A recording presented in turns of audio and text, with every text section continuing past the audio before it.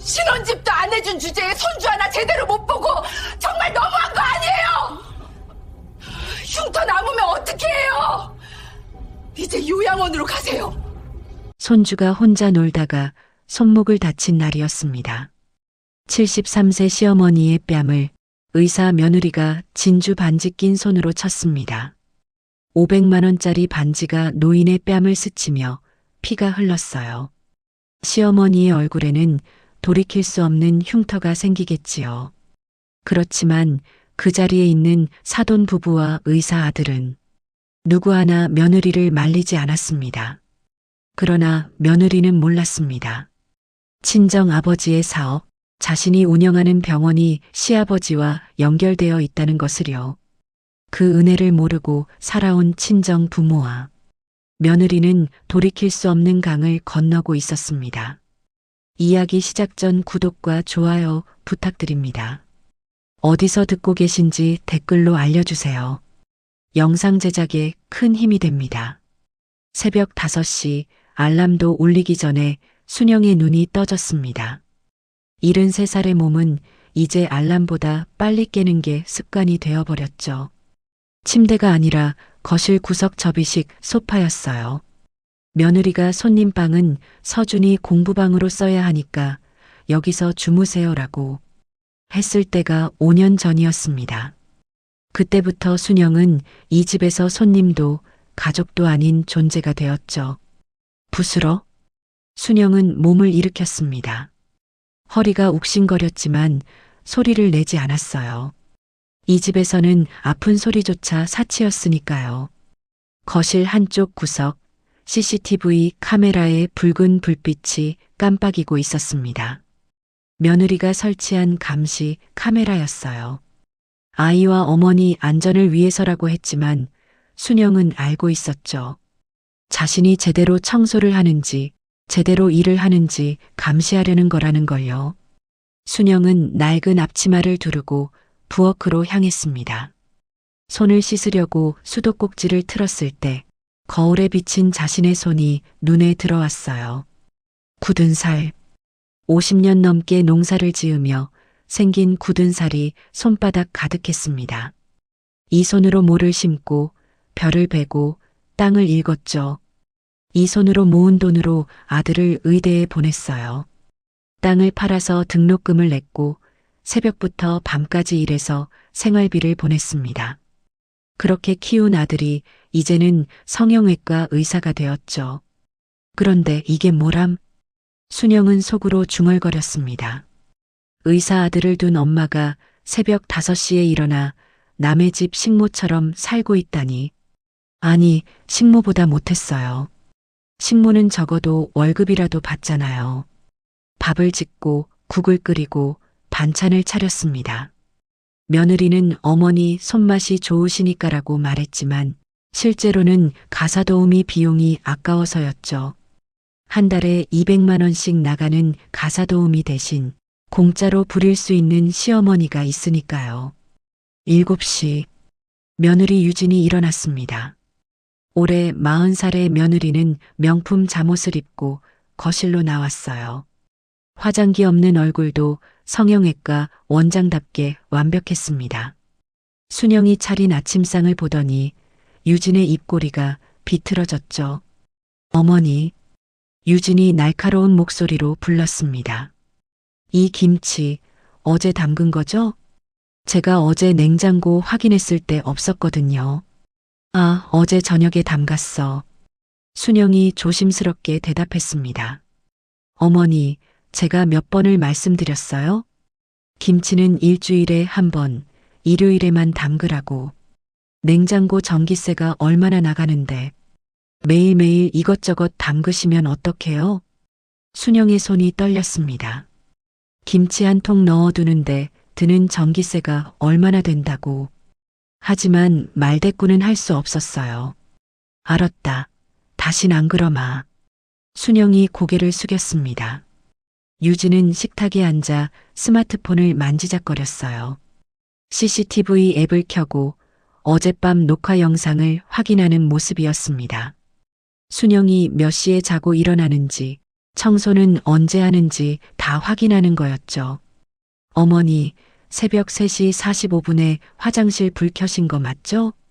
그래, 그때 화장실 갔어. 15분이나 계셨네요? 물도 오래 틀으시고. 어머니, 수도세도 돈이에요. 요즘 수도세가 얼마나 비싼데요? 70이 넘은 노인이 화장실에서 15분 있는 게 그렇게 큰 죄인가요? 하지만 이 집에서는 모든 게 죄였습니다. 숨 쉬는 것도, 물 마시는 것도, 존재하는 것 자체가 죄였죠. 7시 반. 아들 민호가 일어났습니다. 40살의 아들은 성형외과 전문의였지만 집에서는 그저 며느리의 남편일 뿐이었어요. 민호는 식탁에 앉자마자 가방에서 약통을 꺼냈습니다. 신경안정제였죠. 순영은 알고 있었어요. 아들이 6개월 전부터 정신과 약을 먹고 있다는 걸요. 민호야, 약은 밥 먹고 먹어야지. 어머니, 유진이 끼어들었어요. 남편 건강관리는 제가 알아서 할게요. 어머니는 설거지나 신경 쓰세요. 민호는 고개를 들지 않았습니다. 그저 약을 삼키고 물을 마시고 밥을 먹었어요. 어머니와 눈도 마주치지 않았죠. 순영의 가슴이 미어졌습니다. 저 나약한 눈빛, 저 고개 숙인 모습이 자신이 의대에 보낸 아들이라는 게 믿기지 않았어요. 식사가 끝나고 민호와 유진이 출근 준비를 했습니다. 그때 유진이 순영에게 걸레를 건넸어요. 어머니, 오늘 집 청소 좀 특별히 신경 써서 닦아주세요. 오늘 저녁에 저희 부모님 오시거든요. 순영의 손에 쥐어진 건 낡은 걸레였습니다. 유진이 빙긋 웃으며 말했죠. 그 걸레요. 아버님께서 사주셨다는 가방이랑 같은 브랜드더라고요. 60년 된 브랜드. 근데 지금은 걸레 만드는 회사가 됐대요. 아깝긴 하지만 이게 더 유용하죠? 민호는 옆에서 듣고도 아무 말이 없었습니다. 그저 넥타이를 매고 구두를 신고 현관문을 나섰죠. 어머니를 한 번도 쳐다보지 않았어요. 순영은 손에 든 걸레를 내려다보았어요. 굳은 살 가득한 손과 낡은 걸레. 50년 넘게 농사지은 손으로 이제는 며느리 집을 닦고 있다니. 거실 구석, CCTV에 붉은 불빛이 깜빡이고 있었습니다. 순영은 무릎을 꿇고 바닥을 닦기 시작했어요. 한 칸 한 칸 정성껏 닦았습니다. 며느리가 CCTV로 확인할 테니까요. 등이 굽고 무릎이 아팠지만 쉴 수 없었어요. 11시. 아파트 경비실에서 최 반장이 순영의 집 초인종을 눌렀습니다. 60대 후반의 경비원 최 반장은 순영을 늘 안쓰럽게 여기던 사람이었어요. 사모님, 택배 왔습니다. 순영이 문을 열었습니다. 최 반장은 큰 상자를 들고 있었어요. 며느님 주문하신 명품 가방이래요. 500만 원짜리라던데. 최 반장이 조심스럽게 말했습니다. 사모님, 괜찮으세요? 얼굴이 많이 상하셨는데. 순영은 고개를 저었어요. 괜찮아요, 반장님. 그냥 좀 피곤해서요. 사모님, 제가 오랫동안 이 아파트에서 일했지만요. 의사 아드님 두신 분이 이렇게 사시는 거 처음 봅니다. CCTV로 시어머니를 감시하는 며느리도 처음이고요. 순영의 눈시울이 붉어졌지만 울 수는 없었어요. CCTV가 보고 있었으니까요. 괜찮아요. 다들 바쁘니까 그럴 수밖에요. 최 반장은 안타까운 눈빛으로 순영을 바라보았습니다. 점심이라도 잡수셨어요? 경비실에 라면이라도 있는데. 아니에요, 먹었어요. 순영은 거짓말을 했습니다. 아침부터 아무것도 먹지 못했지만 남에게 신세지고 싶지 않았어요. 오후 5시. 순영은 저녁 준비를 시작했습니다. 사돈이 온다고 했으니 평소보다 더 신경 써서 준비해야 했어요. 갈비찜을 하고 잡채를 만들고 전을 부쳤습니다. 허리가 끊어질 것 같았지만 쉴 수 없었죠. 7시 사돈 하 대표 부부가 도착했습니다. 60대 초반의 하 대표는 건설회사를 운영하는 사람이었어요. 비싼 정장을 입고 명품 시계를 차고 거만한 표정으로 집안을 둘러보았습니다. 이야, 역시 우리 사위가 의사라서 그런지 집이 좋네. 하 대표가 말했습니다. 그런데 안사돈은 어디 계셔? 거실에 계세요. 유진이 대답했어요. 하 대표의 아내가 순영을 보더니 코웃음을 쳤습니다. 어머, 앞치마 입고 계시네. 오늘 손님 오는 줄 모르셨나? 순영은 황급히 앞치마를 벗으려 했어요. 하지만 유진이 말렸습니다. 아니에요, 어머니. 그대로 계세요. 어차피 설거지 하실 거잖아요. 식탁에 음식이 차려졌습니다. 하지만 순영의 자리는 없었어요. 사돈 부부, 민호, 유진, 그리고 8살 손주 서준이까지 5명만 앉았죠. 순영은 부엌에 서서 음식을 더 가져다 날랐습니다. 사돈 어른, 이 집 장만하실 때 저희가 얼마나 고생했는지 아세요? 하 대표의 아내가 말했습니다. 신혼집 해줄 돈도 없는 집안에서 시집 보냈다고. 저희가 얼마나 욕먹었는지 몰라요.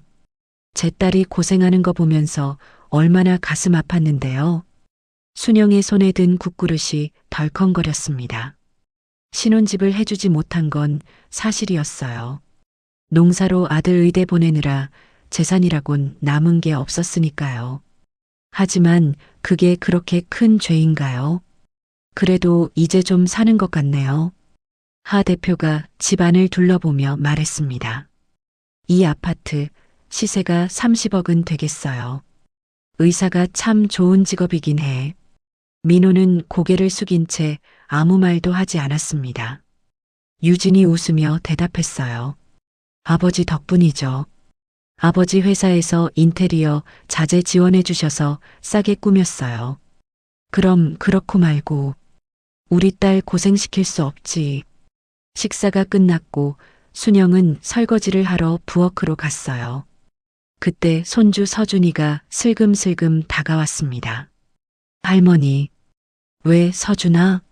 서준이는 주머니에서 초콜릿 하나를 꺼내 할머니 손에 쥐어줬습니다. 이거 할머니 드세요. 엄마 아빠한테는 말하지 마세요. 순영의 눈가에 눈물이 맺혔습니다. 이 집에서 유일하게 자신을 생각해 주는 건 8살 손주뿐이었어요. 고마워, 서준아. 그때 유진의 날카로운 목소리가 들렸습니다. 서준아, 거기서 뭐해? 서준이는 깜짝 놀라 거실로 뛰어갔습니다. 순영은 초콜릿을 꼭 쥐고 설거지를 계속했어요. 손에 든 접시가 흐릿하게 보였습니다. 눈물 때문이었죠.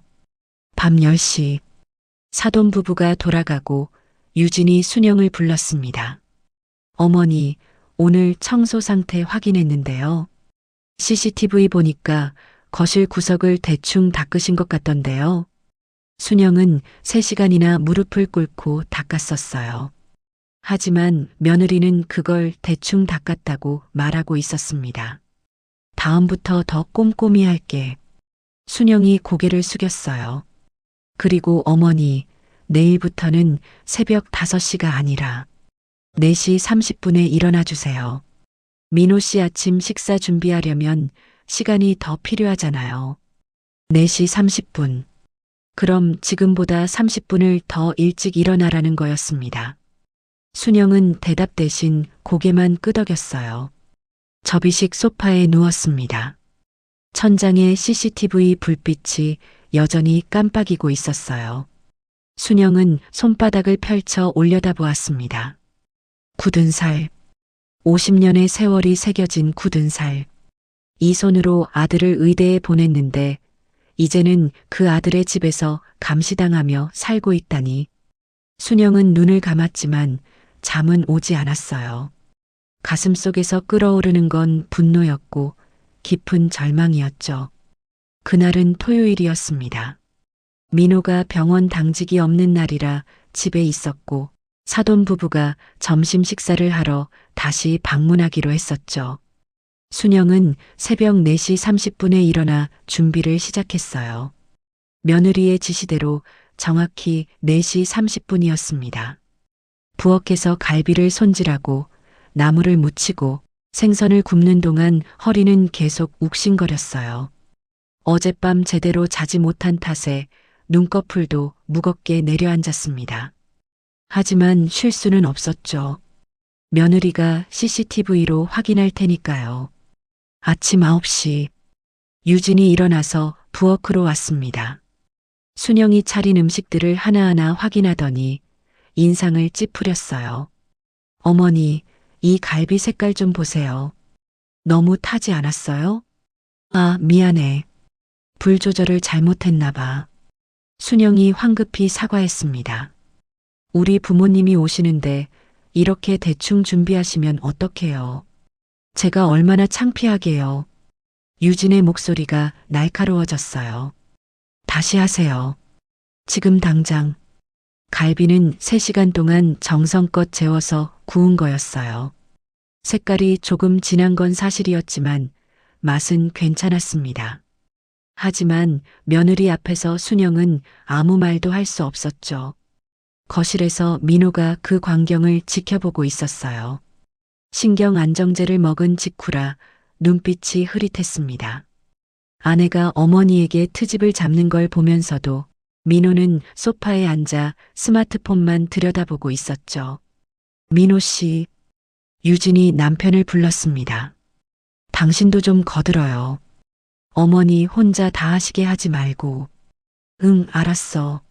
민호는 대답했지만 움직이지 않았어요.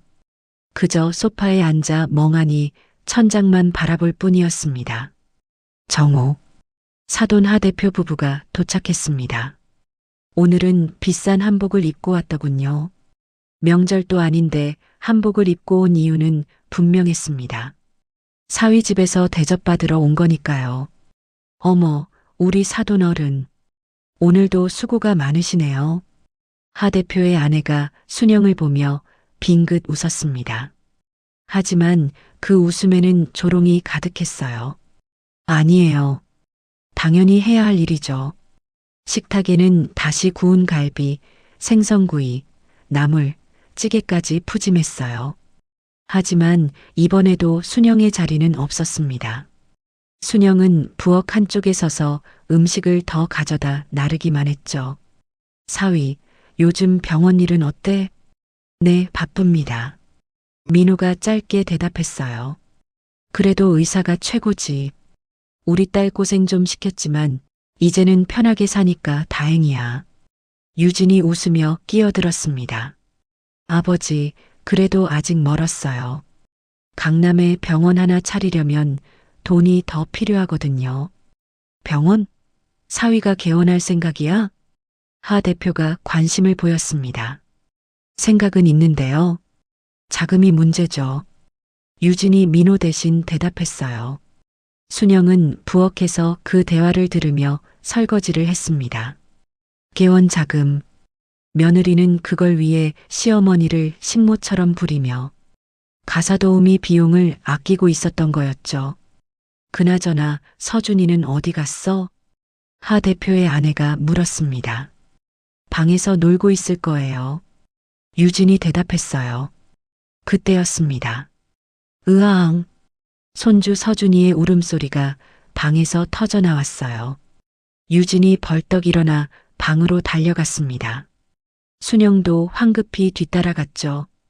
방문을 열자 서준이가 손목을 붙잡고 울고 있었어요. 손목에서 피가 흘러내리고 있었습니다. 서준아, 어떻게 된 거야? 유진이 소리쳤어요. 장난감이 부러져서 긁혔어요. 서준이가 울먹이며 말했습니다. 어머니. 유진이 갑자기 순영을 돌아보며 소리쳤어요. 어머니가 서준이 보기로 하지 않으셨어요? 제가 부엌에서 음식 준비하는 동안 어머니가 서준이 봐드린다고 하셨잖아요. 순영의 얼굴이 하얗게 질렸어요. 그런 약속을 한 적이 없었고 유진이 혼자 그렇게 생각을 했을 뿐이었죠. 민호가 방으로 들어왔고 의사로서의 본능이 작동했는지 민호는 서준이의 손목을 확인했습니다. 깊지 않아. 소독하고 밴드 붙이면 돼. 민호가 침착하게 말했어요. 하지만 유진은 이미 이성을 잃은 상태였습니다. 소독하고 밴드 붙이면 돼? 당신 아들이 다쳤는데 그게 다예요? 유진이 순영을 노려보았고 그 눈빛에는 광기가 서려 있었습니다. 손주 하나 제대로 못 보는 주제에 유진이 소리치며 순영에게 다가왔어요. 유진아, 진정해. 민호가 말렸지만 소용없었습니다. 유진의 손바닥이 순영의 뺨을 강타했습니다. 유진의 손에는 진주 반지가 끼워져 있었어요. 결혼기념일에 민호가 선물한 500만 원짜리 진주 반지였죠. 순영의 뺨에 빨간 자국이 생겼습니다. 진주 반지가 스친 자리에서 피가 조금 배어 나왔어요. 어머니가 이 집에 계시는 게 서준이 교육에도 안 좋다는 거 제가 몇 번을 말씀드렸어요? 유진이 떨리는 목소리로 말했습니다. 손주 하나 못 보시는 분이 이 집에 왜 계세요? 집안일도 제대로 못 하시면서 신혼집도 못 구해준 주제에 왜 계시냐고요? 순영은 뺨을 감싸쥐고 서 있었습니다. 아프기보다는 충격이 컸어요. 며느리가 사람들이 지켜보는 앞에서 시어머니를 때렸다는 사실이 믿기지 않았죠. 민호는 그 광경을 보며 얼어붙어 있었습니다. 손이 떨리고 입술이 파르르 떨렸지만 아무 말도 나오지 않았어요. 어머니를 때린 아내를 말릴 용기도 어머니를 감싸 안을 용기도 없었습니다. 사돈 부부가 방으로 들어왔어요. 하 대표의 아내가 상황을 파악하고는 유진의 편을 들었습니다. 사돈 어른, 이번 일은 좀 심각한 것 같아요. 손주가 다쳤잖아요. 아니에요, 저는. 순영이 변명하려 했지만 말이 끊겼어요. 어머니, 유진이 냉정한 목소리로 말했습니다. 요양원 알아보세요. 더 이상 이 집에는 못 계세요. 순영의 뺨에서 눈물이 흘러내렸습니다. 73년을 살면서 이렇게 큰 모욕을 당한 건 처음이었어요. 며느리에게 뺨을 맞고 쫓겨난다는 말을 들었습니다. 의사 아들을 둔 어머니가 요양원으로 쫓겨나는 거였죠. 민호야. 순영이 떨리는 목소리로 아들을 불렀습니다. 민호야, 너는 아무 말도 없니? 민호는 어머니를 쳐다보지 못했어요. 고개를 숙인 채 주먹을 불끈 쥐고 있었지만 입을 열지 못했습니다. 정신과 약을 먹은 상태였고 아내의 기세에 눌려 있었고 무엇보다 자신이 나약하다는 걸 너무나 잘 알고 있었죠. 민호 씨, 어머니 짐 싸드리도록 해요. 민호는 고개를 끄덕였어요. 됐어. 내가 알아서 할게.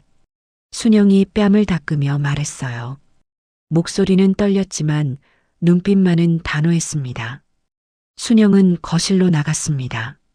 접이식 소파 옆에 놓여있던 작은 캐리어를 꺼냈어요.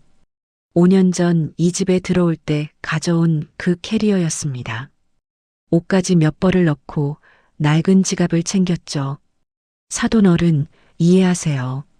하 대표가 뒤에서 말했습니다. 요즘 세상에는 요양원이 더 편하잖아요. 의사 아들 둔 분이 요양원 가시면 VIP 대우 받을 거예요.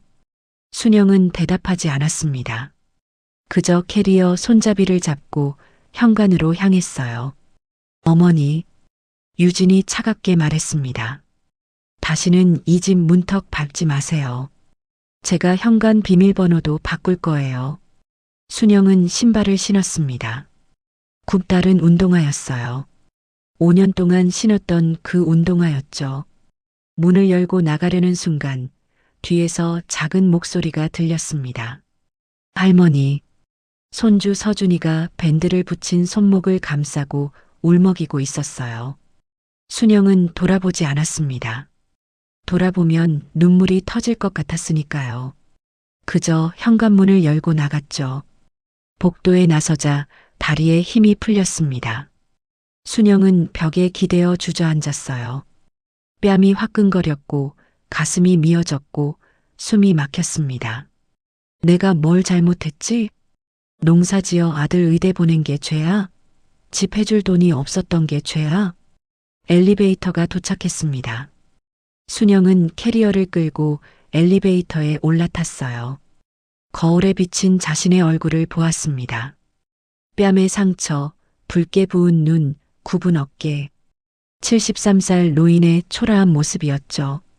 1층 로비로 내려왔습니다. 경비실에서 최 반장이 순영을 발견하고 황급히 나왔어요. 사모님, 어디 가세요? 뺨은 왜 그래요? 괜찮아요, 반장님. 순영이 억지로 웃으며 말했습니다. 잠깐 나갔다 올게요. 사모님, 뭔가 잘못됐어요. 제가 봐도 이상해요. 최 반장이 걱정스럽게 말했어요. 정말 괜찮아요. 순영은 고개를 저으며 아파트 밖으로 나갔습니다. 어디로 가야 할까 생각해 봤지만 갈 곳이 없었어요. 농사짓던 시골집은 오래전에 팔았고 친구들은 다들 세상을 떠났고 남은 건 이 몸뚱이 하나뿐이었습니다. 순영은 공원 벤치에 앉았어요. 오후 2시였지만 해가 구름에 가려져 있었습니다. 바람이 차갑게 불었죠. 뺨의 상처를 손으로 만졌습니다.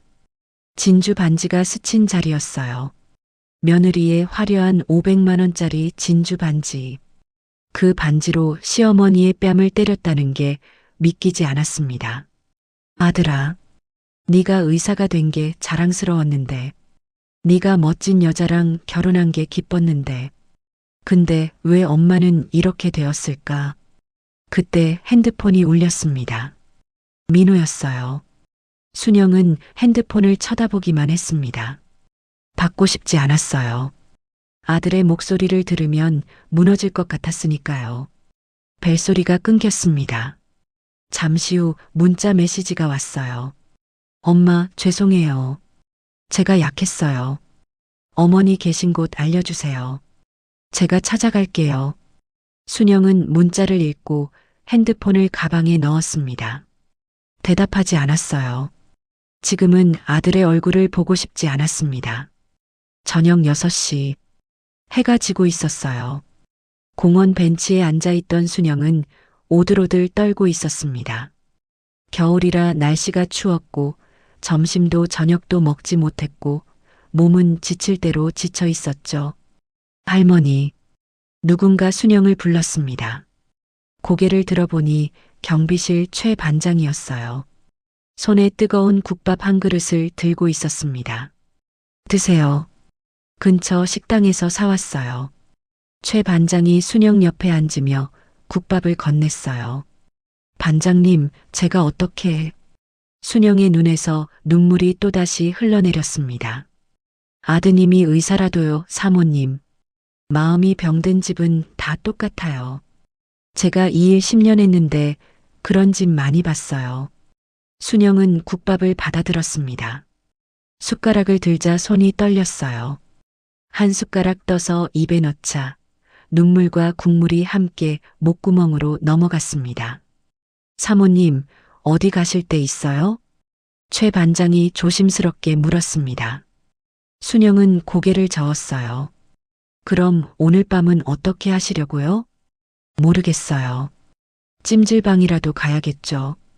최 반장은 한숨을 쉬었습니다. 세상에 의사 아들 둔 어머니가 찜질방에 가신다니. 이게 말이 돼요? 순영은 국밥을 다 먹고 일어났습니다. 반장님, 고마워요. 은혜는 잊지 않을게요. 사모님, 제 연락처 드릴게요. 힘드시면 언제든 연락하세요. 최 반장이 명함을 건넸어요. 순영은 명함을 받아 지갑에 넣었습니다. 그리고 캐리어를 끌고 공원을 나섰죠. 밤거리를 걸으며 순영은 생각했습니다. 이제 어떻게 살아야 할까? 아들에게 돌아갈 수는 없었어요. 며느리가 다시는 문턱도 밟지 말라고 했으니까요. 그때 순영은 문득 생각났습니다. 남편이 남긴 편지. 7년 전 남편이 세상을 떠나기 전에 나중에 힘들 때 이걸 열어보라며 건넨 봉투가 있었어요. 순영은 그 봉투를 지금껏 열어보지 않았었습니다. 캐리어를 열고 그 봉투를 꺼냈어요. 가로등 불빛 아래에서 봉투를 뜯었습니다. 안에는 짧은 편지와 명함 한 장이 들어 있었어요. 여보, 이 편지를 읽고 있다면 당신이 많이 힘든 상황이겠구나. 내가 미리 준비해 둔 게 있어. 이 명함의 변호사를 찾아. 모든 게 괜찮아질 거야. 마이너스 당신의 남편이. 명함에는 정민수 변호사라는 이름과 연락처가 적혀 있었습니다. 순영의 손이 떨렸어요. 남편이 뭘 준비해뒀다는 걸까요? 순영에게는 희망이 필요했고 남편의 편지가 그 희망이 되어줄 수도 있었으니까요. 순영은 명함을 꼭 쥐고 찜질방을 향해 걸어갔습니다. 뺨의 상처는 여전히 아팠지만 가슴 속에는 작은 불씨 하나가 타오르고 있었어요. 월요일 아침 9시 순영은 찜질방에서 나와 명함에 적힌 주소를 찾아갔습니다. 강남역 근처의 법무법인 건물이었어요. 유리로 된 고층 빌딩 앞에서 순영은 한참을 망설였습니다. 낡은 옷차림에 뺨에 상처가 채 아물지 않은 70대 노인이 이런 곳에 들어가도 되는 건지 자신이 없었기 때문이었죠. 하지만 더 이상 갈 곳이 없었고 남편이 남긴 편지를 믿을 수밖에 없었습니다. 순영은 용기를 내어 무거운 회전문을 밀고 건물 안으로 들어갔어요. 로비 안내 데스크에 앉아있던 직원이 순영을 보더니 어디를 찾느냐고 물었습니다. 순영은 떨리는 목소리로 정민수 변호사님을 찾아왔다고 말했어요. 안내 직원은 순영의 초라한 모습을 위아래로 훑어보더니 미묘한 표정을 지으며 예약을 하셨느냐고 물었습니다. 순영이 아니라고 하면서도 급한 일이라며 명함을 꺼내 보이자 직원은 내선 전화를 걸기 시작했어요. 잠시 후 엘리베이터 문이 열리며 30대 후반으로 보이는 젊은 변호사가 내려왔습니다. 순영을 보자마자 표정이 밝아지며 오순영 님이 맞으시냐고 물으면서 기다리고 있었다고 공손하게 인사를 했어요. 순영은 깜짝 놀라서 자신을 기다렸다는 말이 무슨 뜻이냐고 물었죠. 정민수 변호사는 상담실로 가서 말씀드리겠다며 순영을 15층으로 안내했습니다.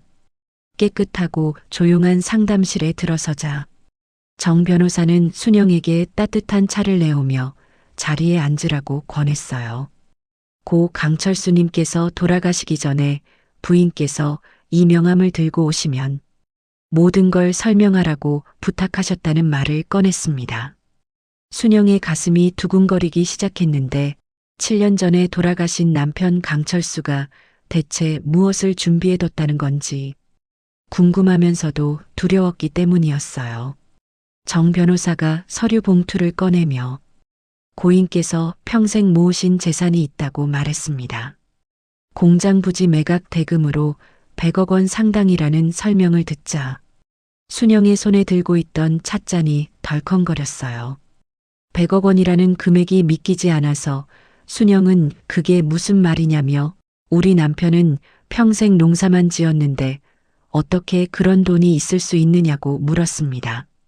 정 변호사는 고인께서 30년 전에 공장 부지를 매입하셨는데 당시에는 허허벌판이었지만 지금은 개발 지역이 되어서 작년에 그 땅이 100억 원에 매각되었다고 차근차근 설명했어요. 순영은 남편이 땅을 사두었다는 얘기를 들은 적은 있었지만 그게 100억 원이나 되는 가치를 가진 땅이 될 줄은 정말 몰랐죠. 그럼 그 돈은 지금 어디에 있느냐고 떨리는 목소리로 물었습니다. 정 변호사는 신탁 계좌에 보관되어 있다고 말하면서도 고인께서 특별한 조건을 걸어두셨다는 말을 덧붙였어요. 이 유산은 부인이 아닌 아드님 강민호 씨에게 상속되며 단 조건이 충족되어야만 합니다. 무슨 조건이요? 정 변호사는 서류를 펼쳤습니다. 아드님이 현재 다니는 병원을 퇴사하고 부인의 통제에서 완전히 벗어나는 걸 확인해야 합니다. 정 변호사가 조심스럽게 설명했어요. 고인께서는 아드님이 나약해질 것을 우려하셨습니다. 그래서 아드님이 스스로 각성하는 순간에만 유산을 물려주라고 하셨어요. 순영은 숨이 막히는 것 같았습니다. 남편은 모든 걸 알고 있었던 거였어요. 아들이 며느리에게 눌려 살게 될 거라는 것도, 그래서 나약해져서 자신을 지키지 못할 거라는 것까지도 다 예견하고 있었던 것이었죠.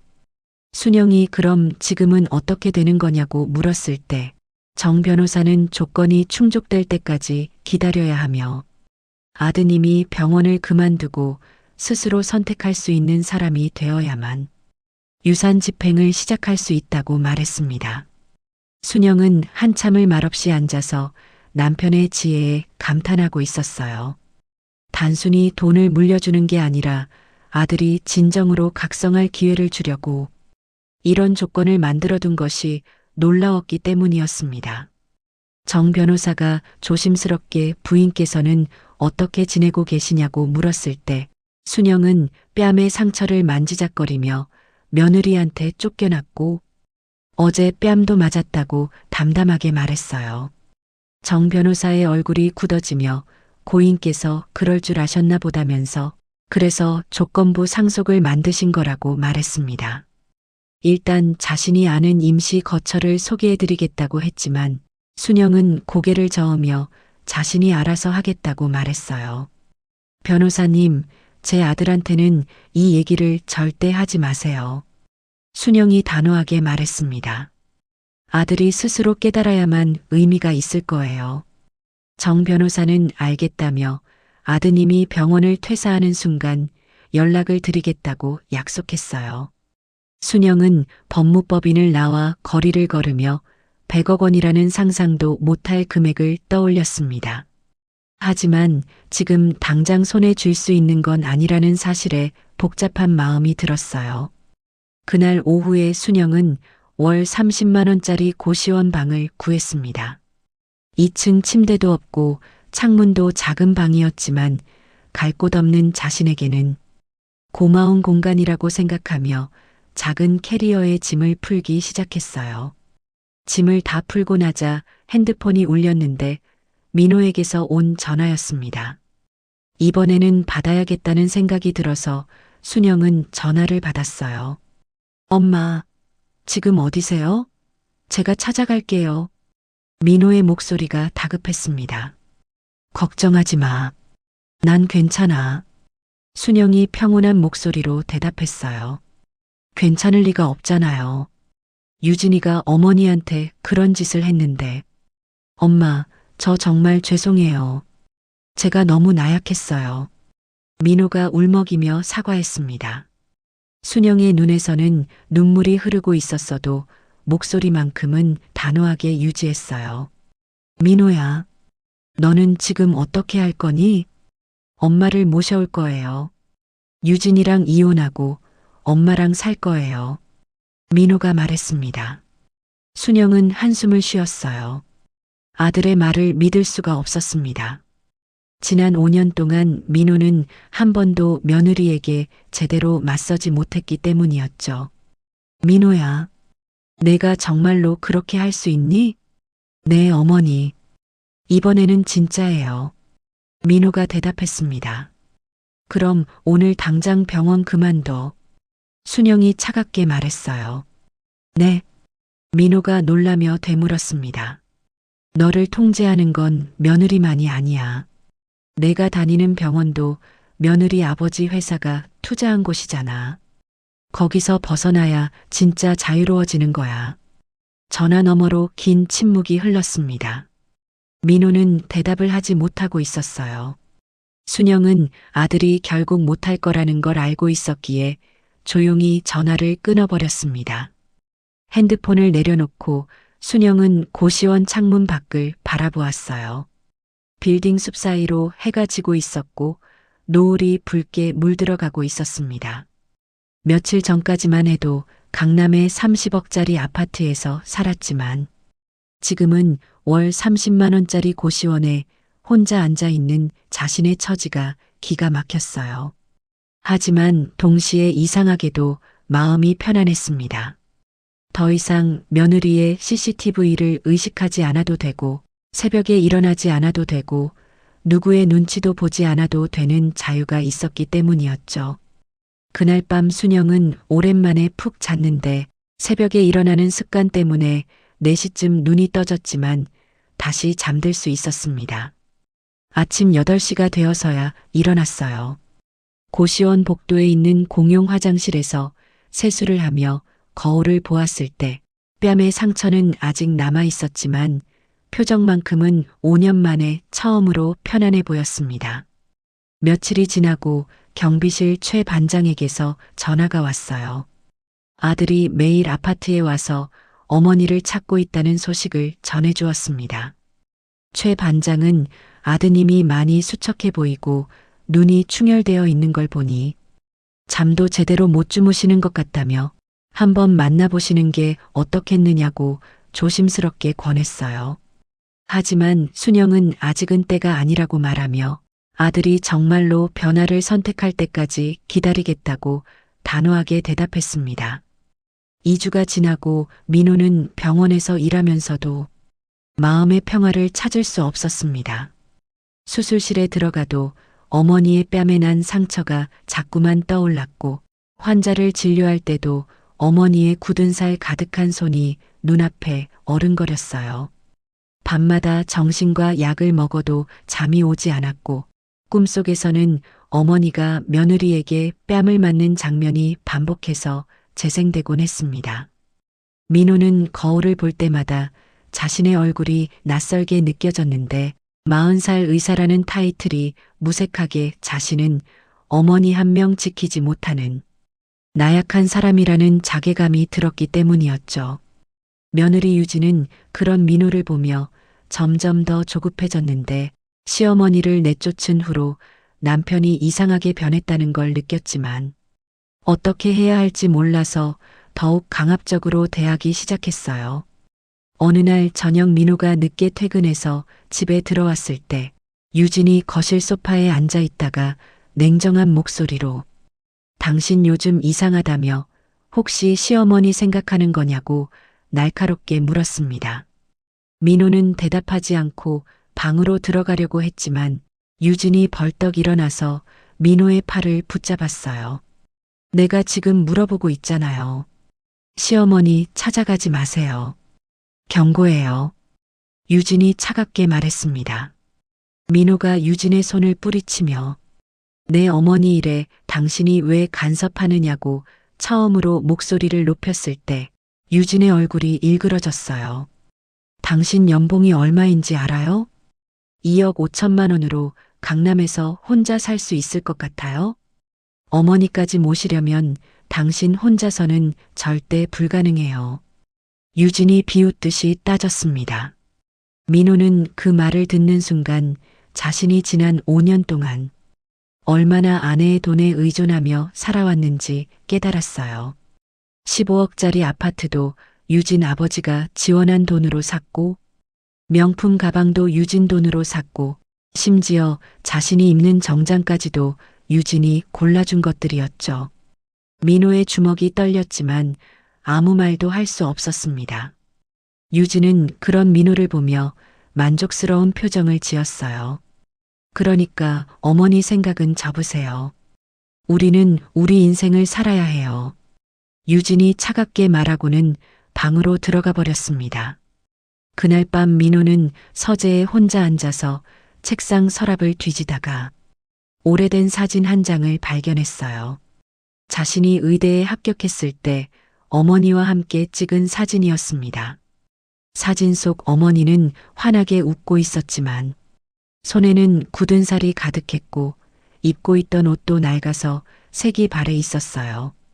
그때는 몰랐지만 지금 보니 어머니가 얼마나 고생했는지 한눈에 알 수 있었습니다.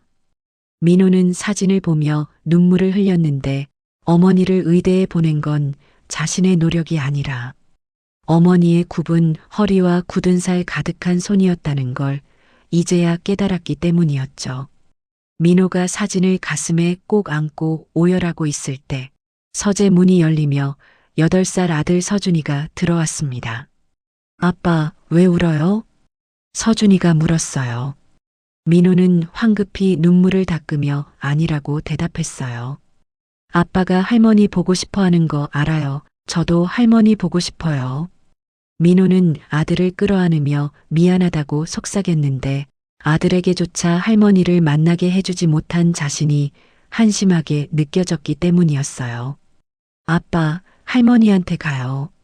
엄마한테는 비밀로 하고 가면 되잖아요. 서준이가 말했습니다. 그래, 아빠가 할머니 꼭 찾아뵐게. 민호가 약속했어요. 다음 날 민호는 병원에서 환자를 진료하던 중에 갑자기 가슴이 답답해져서 잠시 쉬겠다며 옥상으로 올라갔습니다. 옥상에서 강남의 빌딩 숲을 바라보며 자신의 인생을 돌아보았어요. 40살 성형외과 전문의, 강남의 30억짜리 아파트, 외제차, 명품 시계, 겉으로 보기엔 성공한 인생이었지만 속은 텅 비어 있었습니다. 정신과 약 없이는 하루도 버틸 수 없는 나약한 사람이 되어 있었죠. 민호가 옥상 난간에 기대어 서 있을 때 뒤에서 누군가 조심스럽게 다가왔어요. 병원 CCTV 관제실에서 일하는 50대 보안요원 김 실장이었습니다. 원장님 괜찮으세요? 김 실장이 물었어요. 민호는 고개를 끄덕이며 그냥 바람 좀 쏘려고 올라왔다고 대답했습니다. 김 실장은 잠시 망설이다가 조심스럽게 말을 꺼냈어요. 원장님 죄송한데요. 제가 CCTV를 관리하다 보니까 어쩔 수 없이 보게 된 게 있습니다. 원장님 사모님께서 불법 시술하시는 장면이 녹화되어 있어요. 민호의 얼굴이 굳어졌습니다. 무슨 말씀이세요? 민호가 물었어요. 김 실장은 USB 하나를 꺼냈습니다. 이게 그 영상인데요. 보건복지부에서 조사 나오면 큰일 날 수 있어요. 원장님이 알아서 처리하시라고 드립니다. 민호가 USB를 받아들었을 때 손이 떨렸는데 이게 바로 아내의 약점이자 자신이 자유로워질 수 있는 열쇠라는 걸 직감적으로 알았기 때문이었어요. 감사합니다, 김 실장님. 민호가 말했습니다. 그날 저녁 민호는 집에 돌아가서 USB를 확인했어요. 유진이 무자격 시술을 하는 장면, 보험 사기를 위해 차트를 조작하는 장면, 직원들에게 폭언하는 장면까지 다양한 증거들이 담겨 있었습니다. 민호는 USB를 책상 서랍 깊숙이 숨기며 생각했는데 이걸 보건복지부에 제보하면 유진의 병원은 문을 닫게 될 것이고 그러면 자신도 아내의 통제에서 벗어날 수 있다는 계산이 섰어요.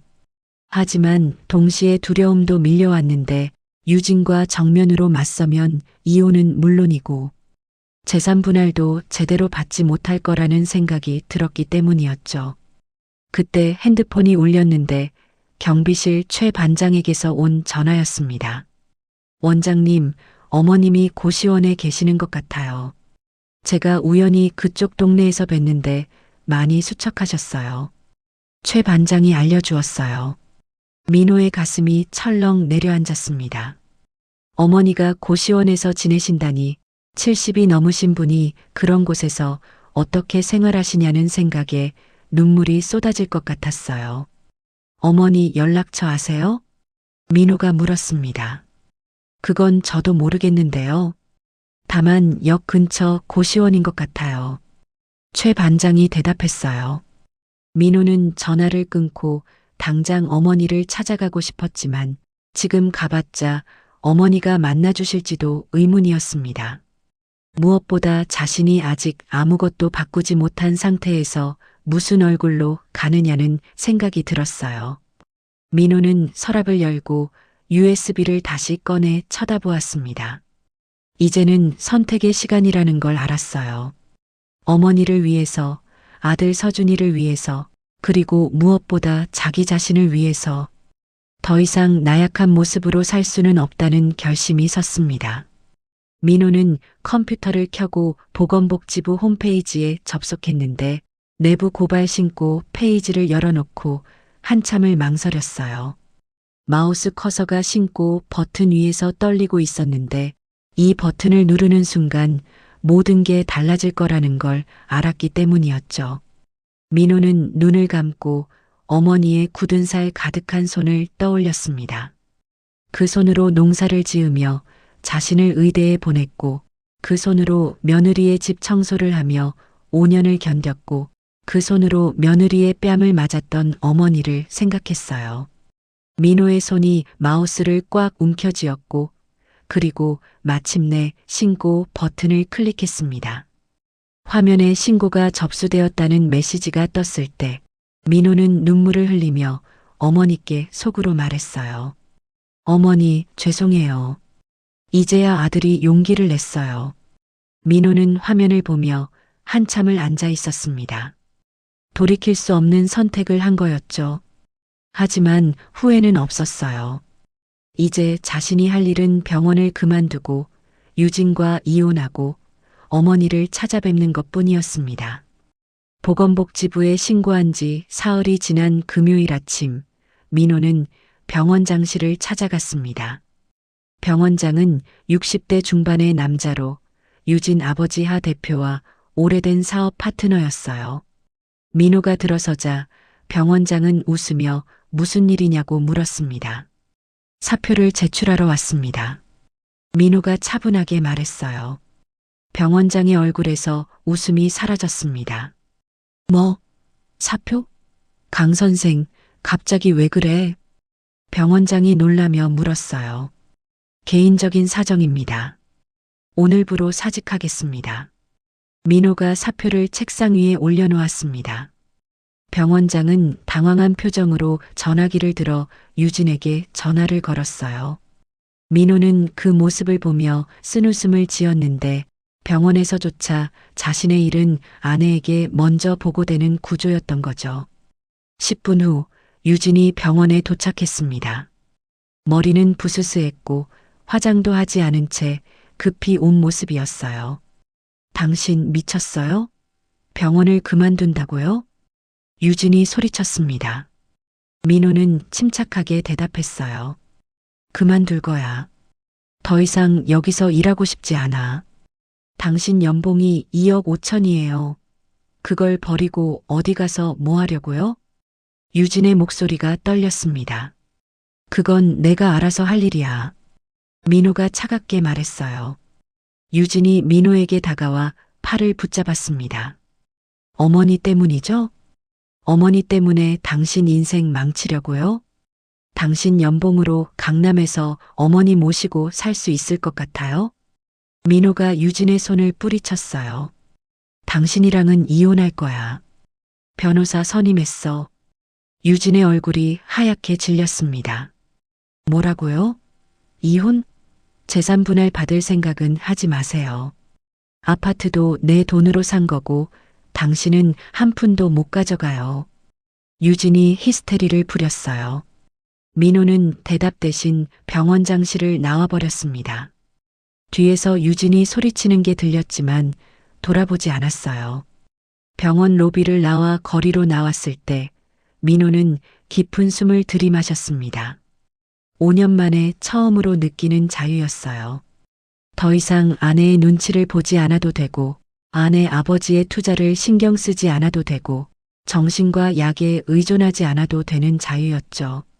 민호는 핸드폰을 꺼내 정 변호사에게 전화를 걸었습니다. 변호사님, 강민호입니다. 오늘 병원을 퇴사했습니다. 전화 너머로 잠시 침묵이 흘렀어요. 네. 민호 씨, 잘 결정하셨습니다. 사무실로 오시겠어요? 말씀드릴 게 있습니다. 정 변호사가 말했습니다. 이미 정 변호사는 민호와 연락을 주고받고 있었습니다. 1시간 후 민호는 강남역 근처 법무법인에 도착했어요. 정 변호사가 상담실로 안내하며 미소를 지었습니다. 축하드립니다. 고 강철수님께서 설정하신 조건을 충족하셨습니다. 정 변호사가 말했어요. 민호는 무슨 말인지 몰라 어리둥절한 표정을 지었습니다. 무슨 조건 말씀이세요? 정 변호사는 서류 봉투를 꺼냈어요. 병원을 퇴사하시는 걸 확인했습니다. 이제 아버님의 유산을 집행할 수 있어요. 민호의 눈이 커졌습니다. 아버지 유산이요? 아버지는 농사만 지으셨는데요. 정 변호사는 차근차근 설명하기 시작했어요. 아버지가 30년 전에 매입한 공장 부지가 작년에 100억 원에 매각되었다는 것, 그 돈이 신탁 계좌에 보관되어 있다는 것, 그리고 조건부 상속이었다는 것을요. 아버님께서는 민호 씨가 부인의 통제에서 벗어나 스스로 각성하는 순간에만 유산을 물려주라고 하셨습니다. 오늘 병원을 퇴사하신 건 그 조건을 충족시킨 거예요. 민호는 숨이 막히는 것 같았습니다. 아버지는 모든 걸 알고 계셨던 거였어요. 자신이 아내에게 눌려 살게 될 거라는 것도, 그래서 나약해질 거라는 것도, 그리고 언젠가는 깨달음의 순간이 올 거라는 것까지도요. 100억 원이요? 민호가 떨리는 목소리로 물었습니다. 네, 정확히는 98억 원입니다. 세금과 수수료를 제하고요. 민호의 눈에서 눈물이 흘러내렸어요. 아버지의 사랑이 이렇게 깊었다는 걸, 어머니를 지키지 못한 자신을 위해 이런 준비를 해두셨다는 걸 이제야 알았습니다. 어머니는 이 사실을 아세요? 민호가 물었어요. 네, 어머님께서 먼저 다녀가셨습니다. 하지만 민호 씨에게 말씀하지 말라고 하셨어요. 스스로 깨달아야 한다고요. 민호는 고개를 숙이고 한참을 울었습니다. 어머니도 아버지도 모두 자신보다 훨씬 강하고 지혜로운 분들이었는데 자신은 그걸 몰랐던 거였죠. 정 변호사가 조심스럽게 물었어요. 어머님을 찾으시겠어요? 제가 연락처를 드릴 수 있습니다. 민호는 고개를 저었습니다. 아니요. 제가 먼저 할 일이 있어요. 어머니께 떳떳하게 갈 수 있을 때 찾아뵙겠습니다. 그날 저녁 민호는 경비실 최 반장을 만났습니다. 최 반장은 민호를 보자 반가워하며 어머니를 찾으시냐고 물었어요. 반장님, 부탁이 있습니다. 민호가 말했습니다. 뭔데요, 원장님? 아파트 CCTV 영상을 복사할 수 있을까요? 어머니께서 가방을 들고 나가시던 날 영상이요. 최 반장의 얼굴이 굳어졌어요. 그날 영상을 왜요? 필요한 일이 있어요. 꼭 부탁드립니다. 민호가 간곡히 말했습니다. 최 반장은 잠시 망설이다가 고개를 끄덕였어요. 알겠습니다. 사모님을 위한 일이시면 도와드리죠. 이틀 후 민호는 최 반장에게서 CCTV 영상이 담긴 USB를 받았습니다. 그리고 집 CCTV에서 며느리가 어머니를 감시하는 장면, 모욕하는 장면, 그리고 뺨을 때리는 장면을 따로 빼내서 저장했습니다. 민호는 또 다른 USB도 꺼냈는데 병원에서 받은 유진의 불법 시술 영상이었습니다. 이제 준비는 끝났어요. 민호는 보건복지부에 추가 자료를 제출하며 며느리의 병원이 문을 닫을 수 있도록 확실한 증거를 보냈습니다. 그리고 이혼 소송을 위해 변호사에게 아내의 폭행 영상도 제출했어요. 일주일 후 보건복지부 조사팀이 유진의 병원에 들이닥쳤습니다. 불법 시술, 무자격 의료행위, 보험 사기, 직원 감시 등 여러 가지 혐의로 조사가 시작되었어요. 유진은 패닉 상태에 빠져서 민호에게 전화를 걸었지만 민호는 받지 않았습니다. 민호는 새로 구한 작은 원룸에 앉아서 창밖을 바라보았어요. 100억 원이 있었지만 사치스러운 생활을 할 생각은 없었습니다. 그 돈은 어머니를 위해, 아들 서준이를 위해, 그리고 진짜 의미 있는 일을 위해 써야 한다고 생각했어요. 민호는 어머니의 사진을 꺼내보며 중얼거렸습니다. 어머니, 이제 제가 어머니를 지킬 차례예요. 조금만 기다려주세요. 복수는 시작되었고 민호는 더 이상 나약한 아들이 아니었습니다. 보건복지부 조사가 시작된 지 사흘째 되는 날, 유진의 병원은 완전히 마비되었습니다. 조사팀이 병원 곳곳을 뒤지며 자료를 압수하고 직원들을 조사하고 CCTV 영상을 확인하는 동안 유진은 원장실에 앉아 멍하니 창밖만 바라보고 있었어요. 10년 동안 쌓아온 병원이 단 며칠 만에 무너지고 있었습니다.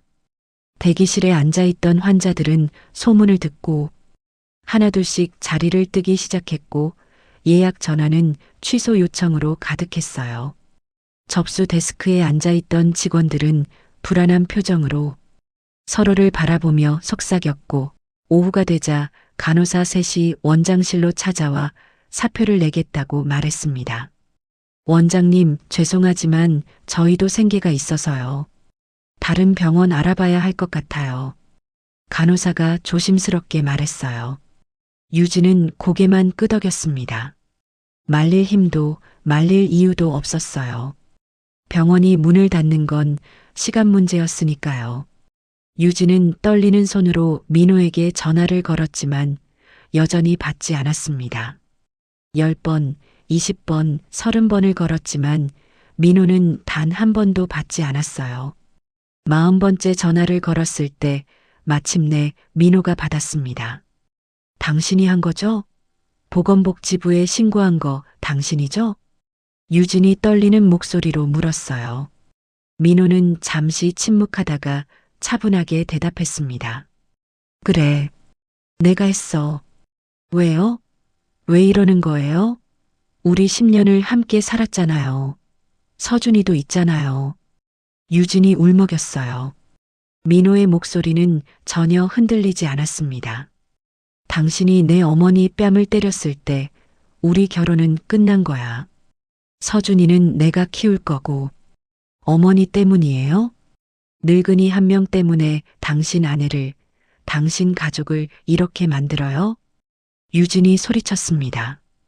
민호의 목소리가 더욱 차가워졌어요. 늙은이가 아니라 내 어머니야. 그리고 당신이 때린 건 어머니의 뺨이 아니라 내 인생이었어. 지난 5년 동안 당신 밑에서 숨도 제대로 못 쉬고 살았어. 정신과 약을 먹어야 겨우 잠들 수 있었던 내 삶을 당신은 알기나 했어? 그건 당신이 약했기 때문이에요. 강해지라고 그런 거였어요. 유진이 변명했습니다. 민호가 차갑게 웃었어요. 아니, 당신이 나를 약하게 만든 거야. 이제 그 대가를 치르는 거야. 어머니께서 당신한테 당한 것처럼 당신도 무너지는 게 어떤 건지 느껴봐. 민호가 전화를 끊어버렸습니다. 유진은 핸드폰을 놓고 책상에 머리를 묻고 울기 시작했어요. 10년 동안 통제했던 남편이 이렇게 변할 줄은 꿈에도 몰랐습니다. 나약하고 순종적이던 남편이 이제는 자신을 무너뜨리는 무기가 되어 있었어요. 그날 저녁 유진은 아버지 하 대표에게 전화를 걸었습니다. 아빠, 나 어떡해. 병원이 망하고 있어. 직원들 다 떠나고 환자들도 안 와.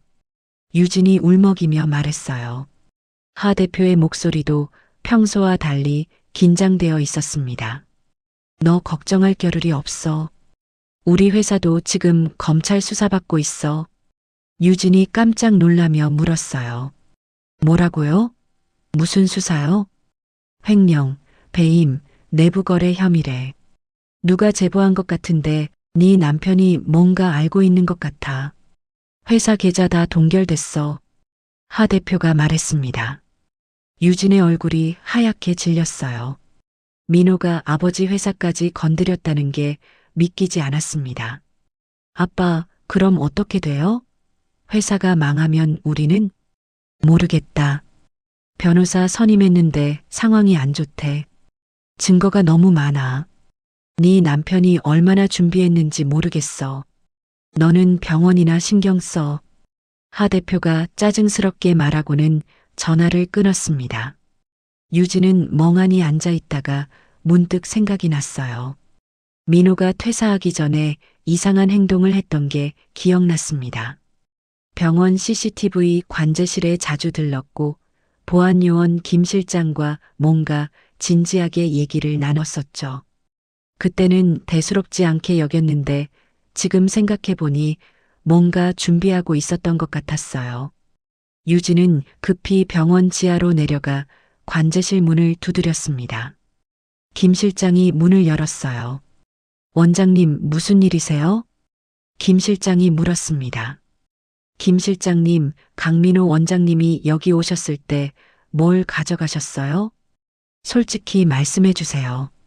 유진이 다그치듯 물었어요. 김 실장의 얼굴이 굳어졌습니다. 그건 제가 말씀드릴 수 없습니다. 말씀하세요. 지금 병원이 망하고 있다고요. 제가 뭘 잘못한 건지 알아야 대처라도 하죠. 유진이 소리쳤어요. 김 실장은 한숨을 쉬며 고개를 저었습니다. 원장님의 불법 시술 영상을 드렸습니다. 강민호 원장님이 부탁하셔서요.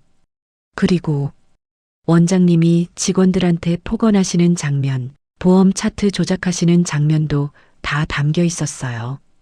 유진은 그 자리에 주저앉았습니다. 모든 게 민호의 계획이었던 거였어요. 병원 퇴사도, 이혼 선언도, 보건복지부 신고도 모두 치밀하게 준비된 복수였던 겁니다. 민호는 5년 동안 참고 견디며 증거를 모았고 마침내 자신이 원하는 타이밍에 모든 걸 무너뜨렸던 거죠. 그럼 저는 어떻게 되는 거예요? 유진이 떨리는 목소리로 물었어요. 죄송합니다, 원장님. 제가 도와드릴 수 있는 건 없을 것 같아요. 김 실장이 조심스럽게 말했습니다. 유진은 비틀거리며 관제실을 나와 엘리베이터를 탔어요. 원장실로 돌아가는 동안 온몸에 힘이 빠졌고 다리가 후들후들 떨렸습니다. 원장실 문을 열고 들어가자 책상 위에 우편물이 한 통 놓여 있었어요. 법원에서 온 이혼 소송 서류였습니다. 일주일 후 보건복지부는 유진의 병원에 대해 의료기관 개설 허가 취소 처분을 내렸습니다. 무자격 의료행위, 보험 사기, 불법 시술, 직원 감시 등 여러 가지 혐의가 모두 확인되었기 때문이었어요. 유진은 형사 고발까지 당했고 벌금 5천만 원과 함께 의료인 자격 3년 정지 처분을 받게 되었습니다. 10년 동안 쌓아온 경력이 단 한순간에 무너진 거였죠. 유진의 어머니가 딸을 데리러 병원에 왔을 때 병원 입구에는 폐업 공고문이 붙어 있었어요. 유진은 텅 빈 원장실에 혼자 앉아 있었습니다. 명품 가방도 비싼 시계도 화려한 액세서리도 모두 벗어놓고 그저 멍하니 창밖만 바라보고 있었어요. 유진아, 일어나. 집에 가자. 어머니가 말했습니다. 엄마, 나 망했어. 다 망했어. 병원도 망했고, 결혼도 끝났고, 내 인생도 다 끝났어. 유진이 울먹였어요. 강민호 그 자식이 이렇게 만든 거야. 어머니 편 들려고 자기 아내를 이렇게 만들다니. 우리가 그 집안에 얼마나 잘해줬는데. 어머니가 분노하며 말했습니다. 하지만 유진은 알고 있었어요. 이 모든 게 자신이 시어머니를 때린 그 순간부터 시작된 거라는 거요. 아니, 어쩌면 그보다 더 전부터였을지도 몰랐습니다. 시어머니를 식모처럼 부렸을 때, CCTV로 감시했을 때, 새벽 4시 30분에 일어나라고 강요했을 때, 그 모든 순간들이 쌓여서 이런 결과를 만든 거였어요. 그때 멈췄어야 했는데 교만했던 자신은 시어머니를 무시하고 남편을 통제하고 모든 걸 자신이 원하는 대로 할 수 있다고 착각했었죠. 엄마, 내가 잘못했어. 내가 너무 교만했어. 유진이 중얼거렸습니다. 뭔 소리야? 내가 뭘 잘못했어? 어머니가 소리쳤지만 유진은 더 이상 대꾸하지 않았어요. 그날 밤 순영은 고시원 방에서 뉴스를 보고 있었습니다. 지역 뉴스에서 강남의 한 성형외과가 불법 시술로 폐업했다는 소식이 나왔어요. 화면에 비친 병원 이름을 보고 순영은 그게 며느리 병원이라는 걸 알았습니다. 기자가 병원 앞에서 리포트하는 모습이 보였고 폐업 공고문을 클로즈업한 화면도 나왔어요. 순영은 복잡한 마음으로 창밖을 바라보았습니다. 며느리가 무너지는 모습을 보며 통쾌함보다는 씁쓸함이 먼저 들었어요. 이렇게 되지 않아도 되었는데 며느리가 조금만 사람을 사람답게 대했더라면 이런 일은 없었을 겁니다. 순영은 며느리가 미운 건지 안쓰러운 건지 자신도 잘 모르겠었어요. 핸드폰이 울렸는데 경비실 최 반장에게서 온 전화였습니다. 사모님, 원장님이 오셨어요. 사모님을 찾으시는데 연락처를 드려도 될까요? 최 반장이 물었어요. 순영은 잠시 망설였습니다. 아들을 만날 준비가 되었는지 확신이 서지 않았어요. 뺨의 상처는 아물었지만 마음의 상처는 아직 아물지 않았으니까요. 사모님, 원장님이 많이 달라지셨어요. 예전 같지 않으세요. 눈빛도 달라지셨고 말투도 달라지셨어요. 한번 만나보시는 게 어떨까요? 최 반장이 조심스럽게 권했습니다. 순영은 긴 한숨을 쉬며 말했어요. 알겠어요. 연락처 알려주세요. 그런데 반장님, 제 아들이 많이 수척해 보였나요? 네, 많이 수척해 보이셨어요. 하지만 예전처럼 힘없어 보이진 않으셨어요. 오히려 당당해 보이셨어요. 최 반장이 대답했습니다. 전화를 끊고 순영은 거울을 보았어요. 뺨의 상처는 이제 거의 다 나았지만 흔적은 여전히 희미하게 남아 있었습니다. 이 흔적을 아들에게 보여줘도 되는 걸까요? 아니, 보여줘야 하는 걸까요? 순영은 남편의 사진을 꺼내보며 중얼거렸습니다. 여보, 우리 아들 변한 것 같아요. 당신 계획대로 되고 있어요. 이제 만나봐도 될까요? 사진 속 남편은 여전히 환하게 웃고 있었어요. 순영은 그 미소를 보며 용기를 얻었습니다. 이제 만나봐도 될 것 같았어요. 아들이 진정으로 변했다면 이제 만나서 안아줘도 될 것 같았습니다. 민호는 정 변호사 사무실에 다시 찾아가서 아버지가 남긴 서류들을 하나하나 살펴보고 있었습니다. 그 중에서 오래된 사진 한 장이 눈에 들어왔는데 아버지와 하 대표가 함께 찍은 사진이었어요. 사진 뒤에는 30년 전이라는 날짜가 적혀 있었고 두 사람은 공장 앞에서 어깨동무를 하고 활짝 웃고 있었습니다. 민호는 정 변호사에게 이 사진이 무슨 의미냐고 물었어요. 아버님께서 하 대표를 도와주신 적이 있습니다. 정 변호사가 설명을 시작했어요. 30년 전 하 대표는 사업에 실패해서 빚더미에 앉아 있었습니다. 그때 아버님께서 자신이 가지고 있던 공장 부지를 무상으로 임대해 주셨어요. 그 땅에서 하 대표가 사업을 다시 시작할 수 있었죠. 민호의 눈이 커졌습니다. 무상 임대요? 우리 아버지가 하 대표를 그렇게 도와주셨어요? 네, 10년 동안 무상으로 빌려주셨습니다. 그 덕분에 하 대표가 지금의 건설회사를 키울 수 있었어요. 아버님은 은인이셨던 겁니다. 정 변호사가 또 다른 서류를 꺼냈어요. 그건 30년 전의 공장 부지 무상 임대 계약서였습니다. 계약서에는 아버지와 하 대표의 서명이 선명하게 남아 있었어요. 민호는 서류를 보며 분노가 치밀어 올랐는데 아버지의 은혜를 입고도 하 대표 가족은 어머니를 그렇게 대했던 겁니다. 아버지의 은혜를 갚기는커녕 어머니를 모욕하고 내쫓았어요. 민호가 이를 갈며 말했습니다. 아버님께서도 그걸 예상하셨던 것 같습니다. 그래서 이 서류들을 보관하라고 하셨어요. 필요할 때가 올 거라고요. 정 변호사가 말했어요. 민호는 서류를 꼭 쥐고 결심을 굳혔습니다. 하 대표에게도 대가를 치르게 해야 했어요. 며칠 후 민호는 금융 전문 변호사를 추가로 선임했습니다. 아버지가 남긴 100억 원 중 10억 원을 활용해서 하 대표 회사의 부실 채권을 매입하기 시작했어요. 하 대표의 회사는 겉으로는 멀쩡해 보였지만 실제로는 빚이 많았고 내부 거래로 얼룩져 있었습니다. 민호는 회계 전문가를 고용해서 하 대표 회사의 재무제표를 분석했고 횡령과 배임의 증거를 찾아냈어요. 2주일 후 민호는 검찰에 하 대표를 고발했습니다. 횡령, 배임, 분식회계, 내부자 거래 등 여러 가지 혐의였어요. 검찰은 즉시 수사에 착수했고 하 대표의 회사와 자택을 압수수색했습니다. 하 대표는 검찰 조사를 받으면서 패닉에 빠졌어요.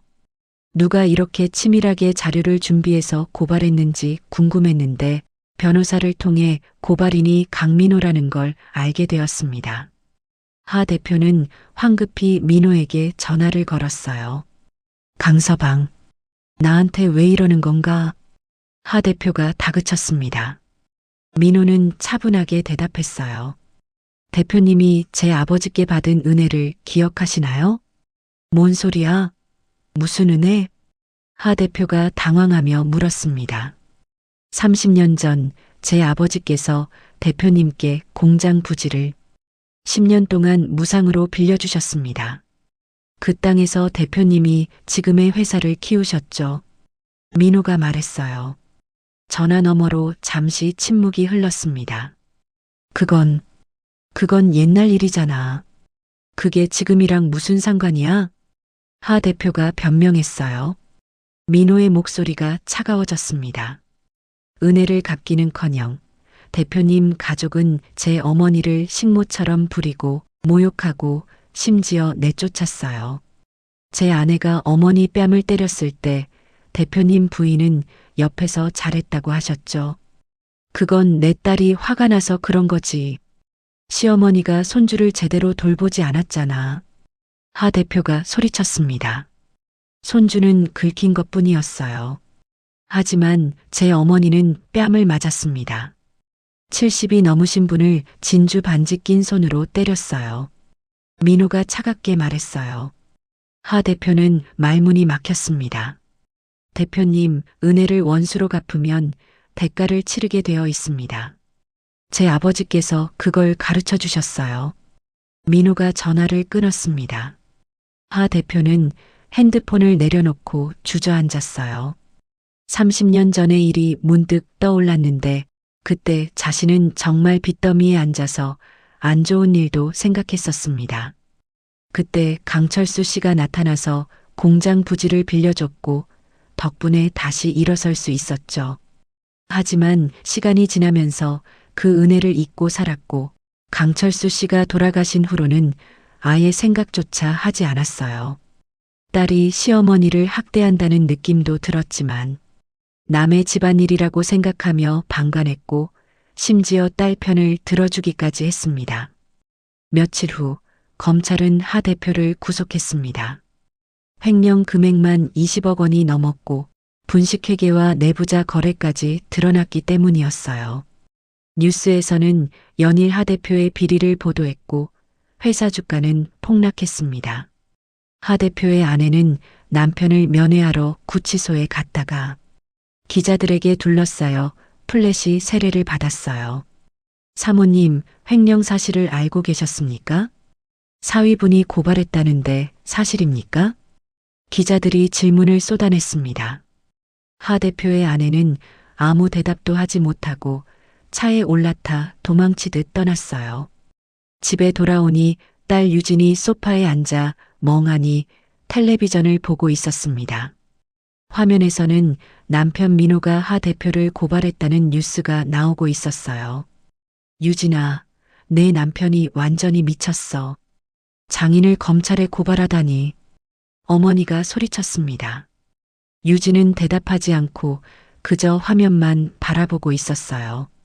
남편이 얼마나 철저하게 준비했는지, 얼마나 깊은 분노를 품고 있었는지 이제야 알 것 같았습니다. 엄마, 우리가 시어머니한테 너무 심하게 했나 봐. 유진이 중얼거렸어요. 뭔 소리야? 내가 뭘 잘못했어? 어머니가 소리쳤지만 유진은 더 이상 듣지 않았습니다. 그날 저녁 순영은 최 반장의 도움을 받아 강남의 작은 아파트를 보러 갔습니다. 민호가 어머니를 위해 준비한 집이었는데 30억짜리 호화 아파트는 아니었지만 깨끗하고 아늑한 아파트였어요. 순영은 집안을 둘러보며 눈물을 흘렸는데 아들이 자신을 위해 이런 준비를 했다는 게 믿기지 않았습니다. 거실 한쪽에는 새 가구들이 배치되어 있었고 침실에는 포근한 침대와 이불이 준비되어 있었어요. 부엌에는 새 냉장고와 가스레인지가 설치되어 있었고 화장실에는 노인용 안전 손잡이까지 달려 있었습니다. 순영은 집 곳곳을 만지며 아들의 마음을 느낄 수 있었어요. 사모님, 원장님이 직접 다 준비하셨어요. 이 집 보러 저랑 3번이나 오셨어요. 최 반장이 말했습니다. 순영은 창가에 서서 밖을 바라보았어요. 고시원 방에서 보던 좁은 하늘과는 달리 여기서는 넓은 하늘과 공원이 보였습니다. 순영은 핸드폰을 꺼내 민호에게 문자를 보냈어요. 민호야, 집 잘 봤어. 고마워. 하지만 아직은 이사하지 않을게. 내가 모든 걸 정리한 후에 만나자. 민호는 문자를 받고 눈물을 흘렸습니다. 어머니가 아직도 자신을 걱정하고 계신다는 걸, 그리고 자신이 떳떳해질 때까지 기다려주신다는 걸 알았어요. 민호는 창밖을 보며 다짐했습니다. 이제 마지막 단계만 남았어요. 법정에서 모든 진실을 밝히고 어머니의 억울함을 공식적으로 해소하는 일만 남았습니다. 그리고 유진과의 이혼을 마무리하고 서준이의 양육권을 확보하는 일이었죠. 며칠 후 하 대표의 첫 공판이 열렸습니다. 민호는 방청석에 앉아서 하 대표가 법정에 들어오는 모습을 지켜보았어요. 수의를 입은 하 대표는 이전의 위풍당당한 모습과는 달리 초라하고 수척해 보였습니다. 민호는 가슴속에서 어머니를 위한 정의가 실현되고 있다는 걸 느꼈어요. 재판장이 사건을 진행하기 시작했고 검사가 하 대표의 범죄 혐의를 하나하나 읽어내려갔습니다. 민호는 다음 공판에 증인으로 출석해서 아버지와 하 대표의 관계, 그리고 은혜를 배신한 사실을 증언할 예정이었어요. 법정을 나서며 민호는 하늘을 올려다보았습니다. 아버지가 남긴 유산은 단순히 돈이 아니었어요. 정의를 실현할 수 있는 힘이었고 어머니를 지킬 수 있는 방패였고 나약했던 자신을 강하게 만드는 용기였습니다. 민호는 핸드폰을 꺼내 어머니께 다시 문자를 보냈어요. 엄마, 조금만 더 기다려주세요. 곧 떳떳하게 찾아뵙겠습니다. 하 대표의 두 번째 공판일이 밝았습니다. 서울중앙지방법원 대법정에는 이른 아침부터 방청객들이 줄을 서 있었고 기자들도 카메라를 들고 법원 입구에서 대기하고 있었어요. 이 사건은 지역 건설업계의 거물이 횡령과 배임으로 기소된 사건이라 언론의 관심도 높았습니다. 민호는 오전 9시에 법원에 도착해서 증인 대기실로 안내되었어요. 오늘 민호는 핵심 증인으로 출석해서 하 대표와 아버지의 관계, 그리고 은혜를 배신한 정황에 대해 증언할 예정이었습니다. 민호는 가방에서 오래된 사진과 계약서를 꺼내 다시 한번 확인했어요. 30년 전 아버지와 하 대표가 함께 찍은 사진, 그리고 공장 부지 무상 임대 계약서였습니다. 오전 10시 법정 문이 열리고 재판이 시작되었어요. 하 대표는 수의를 입고 피고인석에 앉았는데 얼굴은 창백했고 눈가에는 다크서클이 짙게 깔려 있었습니다. 변호인석에는 3명의 변호사가 앉아 있었고 방청석에는 하 대표의 아내와 유진이 앉아 있었어요. 유진은 민호를 발견하고 눈을 마주쳤지만 민호는 시선을 돌려버렸습니다. 재판장이 사건 번호를 호명하고 심리를 시작했어요. 검사, 증인 신청하신 분을 불러주시기 바랍니다. 재판장이 말했습니다. 네, 재판장님. 증인 강민호를 신청합니다. 검사가 말했어요. 법정 직원이 민호를 호출했고 민호는 증인석으로 걸어 들어갔습니다. 방청석에서 유진이 숨을 죽이는 소리가 들렸고 하 대표는 민호를 노려보고 있었어요. 민호는 선서를 하고 증인석에 앉았습니다. 검사가 질문을 시작했어요. 증인께서는 피고인 하철수와 어떤 관계입니까? 피고인은 제 전 처의 아버지입니다. 민호가 차분하게 대답했어요. 증인께서 오늘 법정에 제출하신 자료에 대해 설명해 주시겠습니까? 민호는 가방에서 사진과 계약서를 꺼냈습니다. 이 사진은 30년 전 제 아버지 강철수와 피고인이 함께 찍은 사진입니다.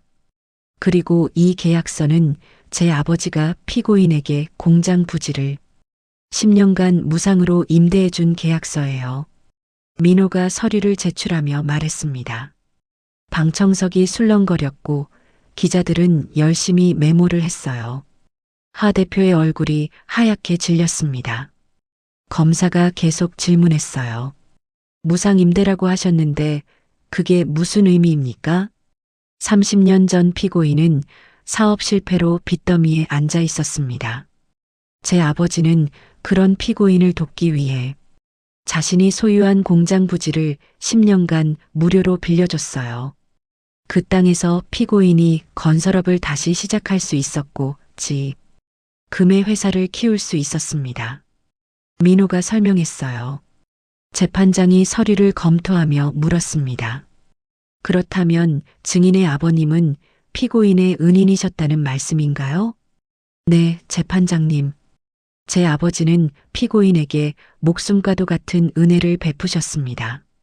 민호가 단호하게 말했어요. 검사가 다시 질문했습니다. 그런데 왜 증인께서 피고인을 고발하게 되셨습니까? 민호는 잠시 숨을 고르고 대답했어요. 피고인의 가족은 제 아버지의 은혜를 원수로 갚았습니다. 제 아버지가 돌아가신 후 저와 제 어머니는 피고인의 사위와 딸, 즉 제 전 처의 가족이 되었어요. 하지만 그들은 제 어머니를 5년 동안 식모처럼 부렸고 CCTV로 감시했고 모욕했습니다. 방청석이 또다시 술렁거렸어요. 그리고 피고인의 딸, 즉 제 전 처는 제 어머니의 뺨을 때렸습니다. 73세의 노인을 진주 반지 낀 손으로 때렸어요. 그때 피고인의 부인은 옆에서 그걸 보고도 잘했다고 말했습니다. 민호의 목소리가 떨렸어요. 유진이 방청석에서 고개를 숙였고 어머니는 얼굴이 새하얗게 질린 채 앉아 있었습니다. 민호가 계속 말했어요. 제 아버지는 그런 일이 벌어질 걸 미리 예상하셨던 것 같습니다. 그래서 유산 상속에 조건을 달아두셨어요. 제가 나약함에서 벗어나 스스로 일어서는 순간 유산을 물려주시겠다고요. 재판장이 관심을 보이며 물었습니다. 유산이라면 얼마나 되는 겁니까? 제 아버지께서 매입하셨던 공장 부지가 작년에 매각되었고 그 금액이 100억 원입니다. 민호가 대답했어요. 법정이 술렁거렸고 기자들의 카메라 셔터 소리가 들렸습니다. 하 대표는 충격받은 표정으로 민호를 바라보고 있었어요. 검사가 다시 질문했습니다. 그렇다면 증인께서는 그 유산을 받으셨습니까? 네, 제가 병원을 퇴사하고 전 처와의 결혼 생활에서 벗어났을 때 조건이 충족되어 유산을 받았습니다. 민호가 말했어요. 검사가 마지막 질문을 했습니다. 증인께서는 왜 피고인을 고발하셨습니까? 단순히 장인이었던 분에 대한 개인적인 감정 때문입니까? 민호는 고개를 저었습니다. 아닙니다. 피고인의 횡령과 배임은 명백한 범죄입니다. 하지만 저는 더 큰 범죄를 증언하고 싶었어요. 은혜를 원수로 갚는 것, 노인을 학대하는 것, 그리고 가족을 돈으로 통제하는 것. 이런 것들이 얼마나 큰 죄인지 법정에서 밝히고 싶었습니다. 민호의 목소리가 떨렸지만 단호했어요. 제 아버지는 피고인을 도왔습니다. 하지만 피고인과 그 가족은 제 어머니를 짓밟았어요. 이제 그 대가를 치를 시간입니다. 검사가 고개를 끄덕이며 말했습니다. 증인 신문을 마치겠습니다. 이제 변호인의 차례였어요. 하 대표의 변호사가 일어서서 민호를 노려보며 질문을 시작했습니다. 증인께서는 개인적인 원한 때문에 피고인을 고발하신 거 아닙니까? 민호는 침착하게 대답했어요. 횡령과 배임의 증거는 명백합니다. 감정과 상관없이 범죄는 범죄입니다. 증인께서 말씀하신 어머니에 대한 학대는 입증된 바가 없습니다. 일방적인 주장 아닙니까? 민호는 가방에서 USB를 꺼냈어요. 여기 아파트 CCTV 영상이 있습니다. 제 전 처가 어머니를 감시하는 장면, 모욕하는 장면, 그리고 뺨을 때리는 장면이 모두 담겨 있어요. 필요하시면 재판부에 제출하겠습니다. 변호사는 말문이 막혔고 더 이상 질문하지 못했습니다. 재판장이 말했어요. 증인 수고하셨습니다. 자리로 돌아가셔도 됩니다. 민호는 증인석에서 내려와 방청석으로 걸어갔어요. 유진과 눈이 마주쳤는데 유진은 눈물을 흘리고 있었습니다. 하지만 민호는 아무 감정 없이 지나쳤어요. 재판이 끝나고 민호는 법원 밖으로 나왔습니다. 기자들이 몰려들어 질문을 쏟아냈지만 민호는 대답하지 않고 차에 올라탔어요. 차 안에서 민호는 핸드폰을 꺼내 어머니께 전화를 걸었습니다. 여보세요. 순영의 목소리가 들렸어요. 어머니, 저예요. 오늘 법정에서 모든 걸 다 말했어요. 아버지와 하 대표의 관계도 어머니가 당하신 일도 전부요. 민호가 말했습니다. 그래, 수고했다. 순영의 목소리가 떨렸어요. 어머니, 이제 만나봬도 될까요? 이제 떳떳해진 것 같아요. 민호가 조심스럽게 물었습니다. 순영은 잠시 침묵하다가 대답했어요. 그래, 만나자. 내일 내가 준비해준 집으로 이사할게. 거기서 보자. 민호는 눈물을 흘리며 대답했습니다. 네, 어머니. 제가 이사 도와드릴게요. 아니야. 내가 할 일이 아직 남았잖니. 서준이 양육권 문제도 있고 이혼 절차도 마무리해야지. 그거 다 끝내고 와라. 순영이 말했어요. 알겠습니다, 어머니. 전화를 끊고 민호는 창밖을 바라보았어요. 하늘이 맑게 개어 있었고 구름 한 점 없이 푸른 하늘이 펼쳐져 있었습니다. 5년 만에 처음으로 마음이 가벼웠고 숨을 깊게 들이마실 수 있었어요. 정신과 약도 필요 없었습니다. 민호는 아버지 사진을 보며 중얼거렸습니다. 아버지, 이제 아들이 어머니를 제대로 지킬 수 있을 것 같아요. 늦었지만 용기를 냈어요. 그날 저녁 순영은 고시원 방에서 짐을 싸기 시작했어요. 많지 않은 짐이었지만 하나하나 정리하며 지난 몇 달을 돌아보았습니다. 며느리에게 쫓겨나서 찜질방에서 잤던 날, 고시원에 처음 들어온 날, 설거지, 아르바이트를 하던 날들이 주마등처럼 스쳐 지나갔어요. 하지만 이제는 다 지난 일이었습니다. 내일이면 아들이 준비한 따뜻한 집으로 이사를 가고 다시 아들을 만날 수 있었으니까요. 순영은 남편의 사진을 마지막으로 짐에 넣으며 말했습니다. 여보, 당신 계획대로 다 됐어요. 우리 아들이 강해졌어요. 이제 우리 다시 시작할 수 있을 것 같아요. 이사한 지 사흘째 되는 날, 순영은 새 아파트의 작은 베란다에서 화분에 물을 주고 있었습니다. 고시원 방에서는 상상도 할 수 없었던 일상이었는데 햇살이 따스하게 들어오는 베란다에서 꽃을 가꾸는 게 꿈만 같았어요. 최 반장이 선물로 가져다 준 국화 화분이 노란 꽃을 피우고 있었고 순영은 그 꽃을 보며 평온한 미소를 지었습니다. 그때 현관 초인종이 울렸어요. 순영은 화분을 내려놓고 현관으로 갔는데 인터폰 화면을 보고 깜짝 놀랐습니다. 며느리 유진과 사돈댁이 문 앞에 서 있었어요. 두 사람 모두 화장기 없는 얼굴에 초췌한 모습이었고 명품 옷 대신 수수한 옷을 입고 있었습니다. 순영은 잠시 망설였지만 문을 열었어요. 문이 열리자 유진이 무릎을 꿇으며 바닥에 엎드렸습니다. 어머니, 죄송합니다. 정말 죄송합니다. 유진이 떨리는 목소리로 말했어요. 순영은 말없이 그 모습을 내려다보았습니다.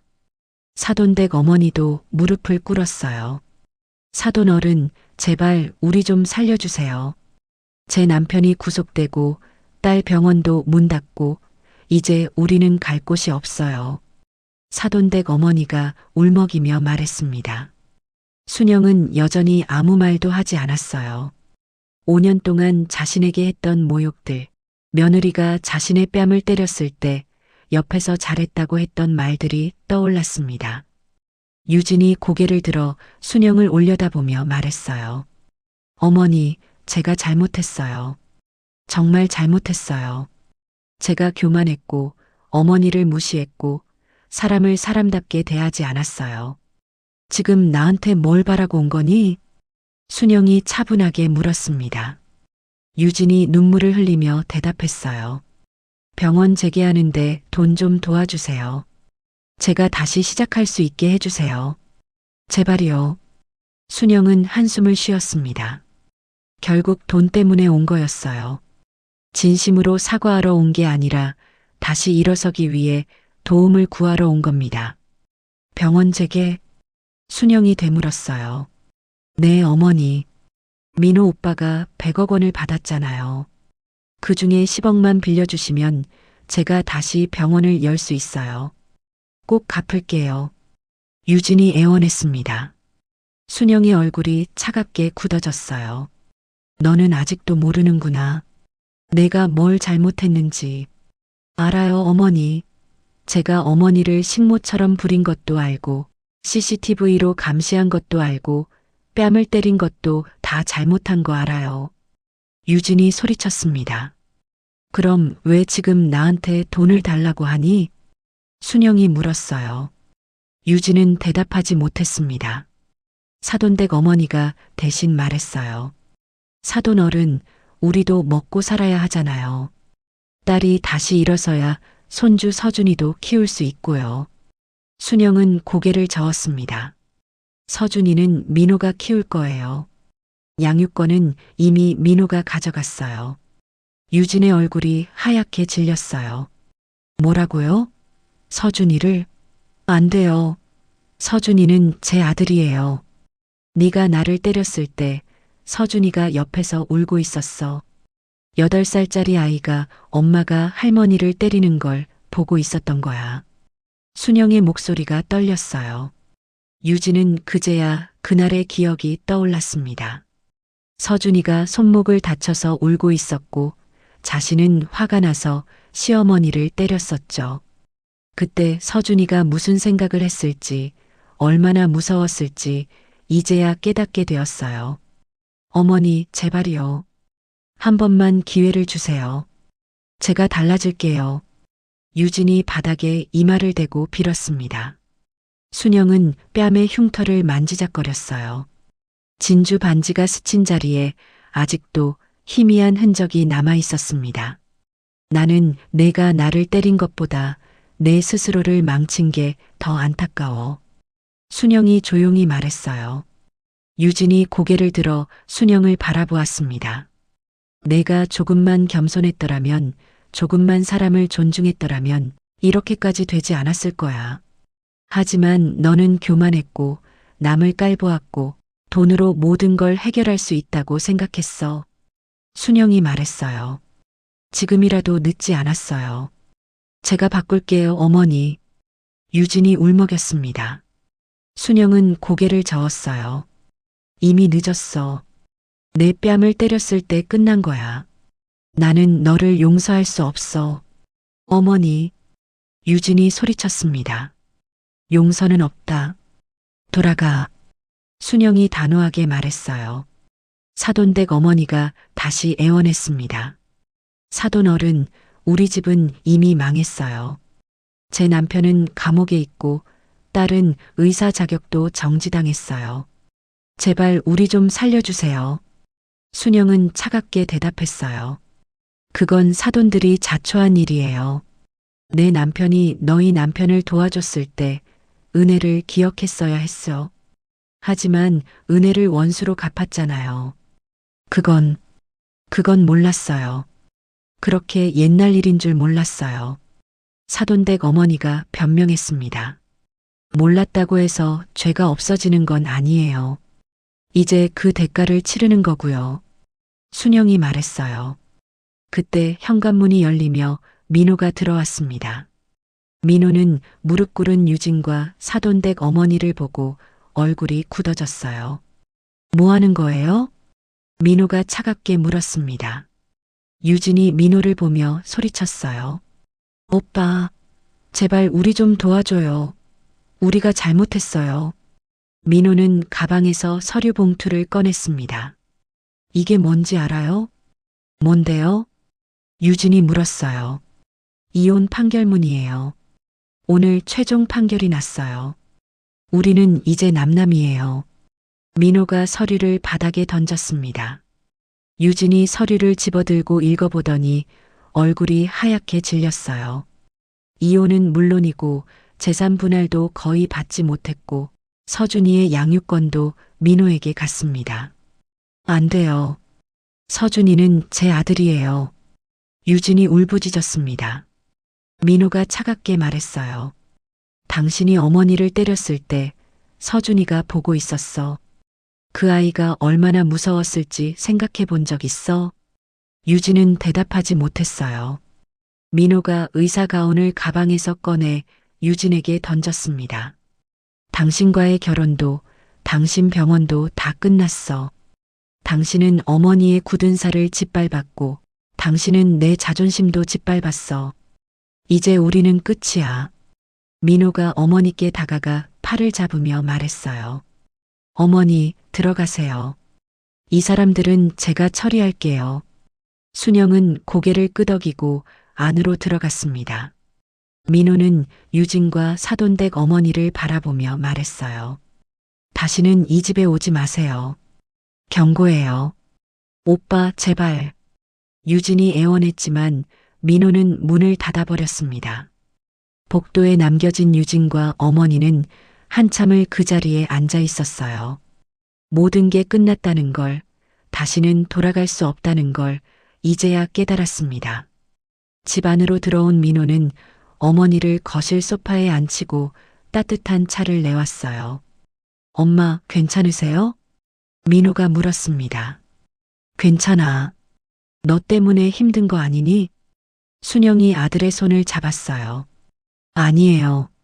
오히려 속이 시원해요. 이제 정말 다 끝난 것 같아요. 민호가 미소 지었습니다. 순영은 아들의 손을 꼭 잡으며 말했어요. 민호야, 고생 많았어. 이제 우리 새로 시작하자. 네, 엄마.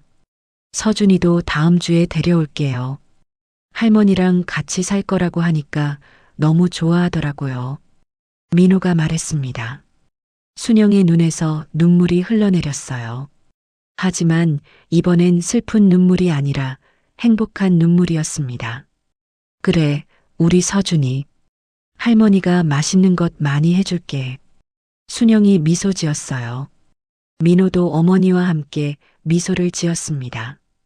5년 만에 처음으로 어머니와 함께 웃을 수 있었어요. 더 이상 누구의 눈치도 보지 않고 누구의 통제도 받지 않는 진정한 자유였습니다.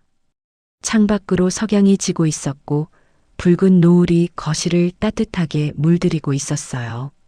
순영과 민호는 나란히 앉아 그 노을을 바라보았습니다. 긴 터널을 지나 마침내 빛을 찾은 것 같았어요. 6개월이 지난 봄날, 순영은 아파트 베란다에서 상추를 키우고 있었습니다. 작은 화분이지만 푸릇푸릇한 잎들이 자라나는 모습을 보면 마음이 평온해졌어요. 50년 동안 농사를 지었던 손이라 흙을 만지는 게 여전히 익숙했고 무언가를 키운다는 건 삶의 기쁨이었습니다. 거실에서는 8살 손주 서준이가 숙제를 하고 있었어요. 학교가 끝나면 항상 할머니 집으로 오는 서준이는 이제 완전히 이곳에 적응했습니다. 할머니, 다 했어요. 서준이가 공책을 들고 베란다로 뛰어왔어요. 그래, 우리 서준이 잘했네. 이제 간식 먹을까?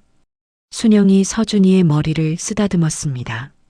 네, 할머니가 만든 호떡 먹고 싶어요. 서준이가 환하게 웃었어요. 순영은 부엌으로 가서 호떡 반죽을 꺼냈습니다. 아침에 미리 준비해둔 반죽이었는데 서준이가 좋아하는 간식이라 자주 만들어줬어요. 호떡을 부치는 동안 고소한 냄새가 집 안가득 퍼졌고 서준이는 식탁에 앉아 기대에 찬 표정으로 기다렸습니다. 할머니, 엄마는 언제 와요? 서준이가 물었어요. 순영의 손이 잠깐 멈췄지만 곧 다시 호떡을 뒤집었습니다. 엄마는 지금 많이 바쁘단다. 나중에 보게 될 거야. 순영이 조심스럽게 대답했어요. 저는 할머니랑 아빠랑 같이 사는 게 더 좋아요. 엄마랑 살 때는 엄마가 항상 화났었거든요. 서준이가 솔직하게 말했습니다. 순영은 접시에 호떡을 담아 서준이 앞에 놓으며 말했어요. 그래도 엄마는 엄마야. 나중에 크면 이해하게 될 거야. 할머니는 착해요. 엄마가 할머니한테 나쁘게 했는데도 엄마 이야기를 좋게 하잖아요. 서준이가 호떡을 먹으며 말했어요. 순영은 서준이를 안아주며 머리에 입을 맞췄습니다. 할머니가 서준이한테 가르쳐주고 싶은 게 있어. 미운 사람도 미워하지 말고 나쁜 사람에게도 좋은 마음을 가지라는 거야. 그게 사람답게 사는 거란다. 순영이 말했어요. 그때 현관문이 열리며 민호가 들어왔습니다. 민호는 새로 개원한 작은 동네 의원에서 일하고 있었는데 강남의 큰 병원이 아니라 서민들이 사는 동네에서 환자들을 돌보고 있었어요. 연봉은 예전보다 많이 줄었지만 민호는 훨씬 행복해 보였습니다. 아빠, 서준이가 뛰어가서 민호를 안았어요. 우리 서준이 숙제 다 했어? 민호가 아들을 안아올리며 물었습니다.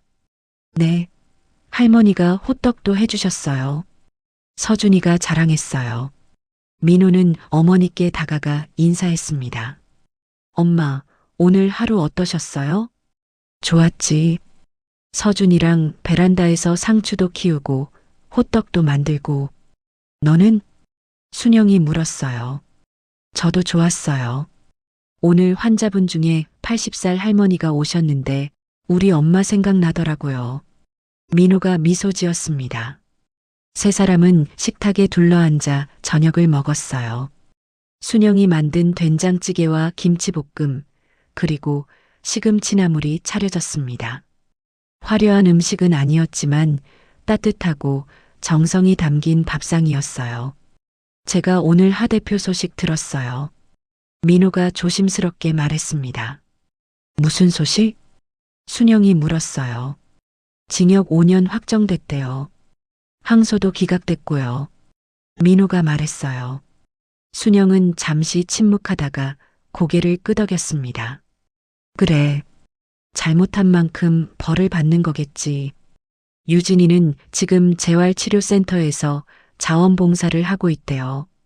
의사 자격 정지가 끝나면 작은 병원에서 다시 시작할 거라고 하더라고요. 민호가 덧붙였어요. 순영은 고개를 끄덕이며 말했습니다. 그 애도 이제 깨달았으면 좋겠구나. 사람을 사람답게 대하는 게 얼마나 중요한지. 서준이는 한 달에 한 번씩 엄마 만나러 가고 있어요. 제가 데려다 주고요. 민호가 말했어요. 잘하는 거야. 아무리 미워도 엄마는 엄마니까. 순영이 말했습니다. 저녁 식사를 마치고 설거지를 하는데 민호가 어머니 옆에서 도와주었어요. 순영은 아들의 손을 보며 말했습니다. 너 손이 많이 거칠어졌구나. 이제 동네 의원이라 주사도 많이 놓고 소독도 많이 하고 그러다 보니까요. 민호가 웃으며 대답했어요. 순영은 자신의 손을 펴서 아들의 손과 나란히 놓았습니다. 어머니의 손에는 50년 농사의 흔적인 굳은 살이 가득했고 아들의 손에는 이제 막 생기기 시작한 새로운 굳은 살이 있었어요. 이제 너도 굳은 살이 생기는구나. 순영이 아들의 손을 만지며 말했어요. 네, 엄마. 이 굳은 살이 자랑스러워요. 제가 진짜 일하고 있다는 증거니까요. 민호가 말했습니다. 순영의 눈에서 눈물이 흘러내렸어요. 어머니, 왜 우세요? 민호가 놀라며 물었습니다. 아니야. 기쁜 눈물이야. 내가 이렇게 강해진 게 너무 자랑스러워서. 순영이 눈물을 닦으며 말했어요. 민호도 눈물을 흘리며 어머니를 안았습니다. 엄마, 제가 너무 늦게 깨달아서 죄송해요. 5년 동안 엄마를 지키지 못해서 정말 죄송해요. 아니야. 너는 잘했어. 늦었지만 용기를 냈잖니. 그게 중요한 거야.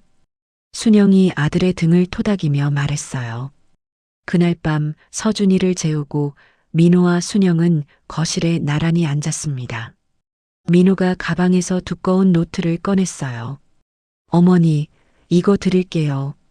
민호가 노트를 건넸습니다. 이게 뭐니? 순영이 물었어요. 엄마 이야기를 기록한 거예요. 엄마가 어떻게 사셨는지, 어떤 고생을 하셨는지, 그리고 우리 가족이 어떻게 다시 일어섰는지 다 적었어요. 민호가 설명했습니다. 순영은 노트를 펼쳐 읽기 시작했어요. 첫 페이지에는 어머니의 굳은 살 사진이 붙어 있었고 그 아래 민호의 글씨로 이렇게 적혀 있었습니다. 이 굳은 살은 50년 농사의 기록이고 아들을 의대에 보낸 희생의 기록이고 며느리의 학대를 견딘 인내의 기록입니다. 그리고 무엇보다 한 인간의 존엄을 지킨 자유의 기록입니다. 순영은 노트를 읽으며 눈물을 흘렸어요. 민호가 자신의 이야기를 이렇게 소중하게 기록해뒀다는 게 감동적이었습니다. 왜 이걸 썼니? 순영이 물었어요. 엄마의 이야기가 사라지면 안 될 것 같아서요. 서준이가 크면 할머니가 얼마나 강한 사람이었는지 알려주고 싶어요. 그리고 세상의 모든 며느리와 시어머니가 이 이야기를 읽고 서로를 존중하는 법을 배웠으면 좋겠어요. 민호가 말했습니다. 순영은 노트를 가슴에 안으며 말했어요. 고맙다, 민호야. 두 사람은 창밖을 바라보았습니다. 도시의 불빛이 반짝이고 있었고 저 멀리 한강이 보였어요. 순영은 남편의 사진을 보며 속으로 말했습니다. 여보, 우리 이겼어요. 아들이 강해졌고 손주도 잘 크고 있어요. 당신이 남긴 유산 덕분에 우리는 다시 시작할 수 있었어요. 고마워요. 민호는 아버지 사진에 절을 올리며 말했어요. 아버지, 이제 아들이 제대로 된 사람이 된 것 같아요. 늦었지만 감사합니다. 그날 밤 순영은 오랜만에 평화로운 잠을 잤습니다. 더 이상 새벽 5시 30분에 일어나지 않아도 되었고 CCTV를 의식하지 않아도 되었고 누구의 눈치도 보지 않아도 되었어요. 73년을 살아오면서 가장 자유로운 순간이었습니다. 다음 날 아침 순영은 베란다에서 상추를 수확했어요. 작은 손으로 상추잎을 따면서 옛날 밭에서 농사를 짓던 시절을 떠올렸습니다. 그때는 힘들었지만 보람 있었고 지금은 작지만 평화로웠어요. 할머니, 상추 쌈 먹고 싶어요. 서준이가 베란다로 뛰어왔습니다. 그래, 할머니가 된장 만들어줄게.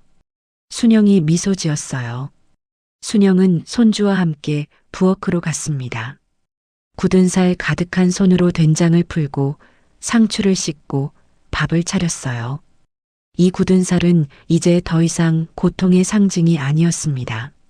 삶의 지혜이자 사랑의 증거이자 자유를 쟁취한 전사의 훈장이었어요. 창밖으로 따뜻한 봄 햇살이 들어오고 있었고 순영은 그 햇살 속에서 진정한 평화를 느꼈습니다. 긴 겨울이 지나고 마침내 봄이 온 것처럼 순영의 인생에도 새로운 계절이 시작되고 있었어요. 오늘 이야기는 여기까지입니다. 끝까지 함께 해주신 분이 계시다면 잘 들었다고 댓글 하나만 남겨주세요. 그리고 이야기가 가슴에 남으셨다면 가족과 친구, 지인들에게 널리 공유해주세요. 누군가의 인생이 당신의 이야기일지도 모릅니다. 구독, 좋아요는 다음 이야기를 이어가는 큰 힘이 됩니다. 시청해주셔서 감사합니다.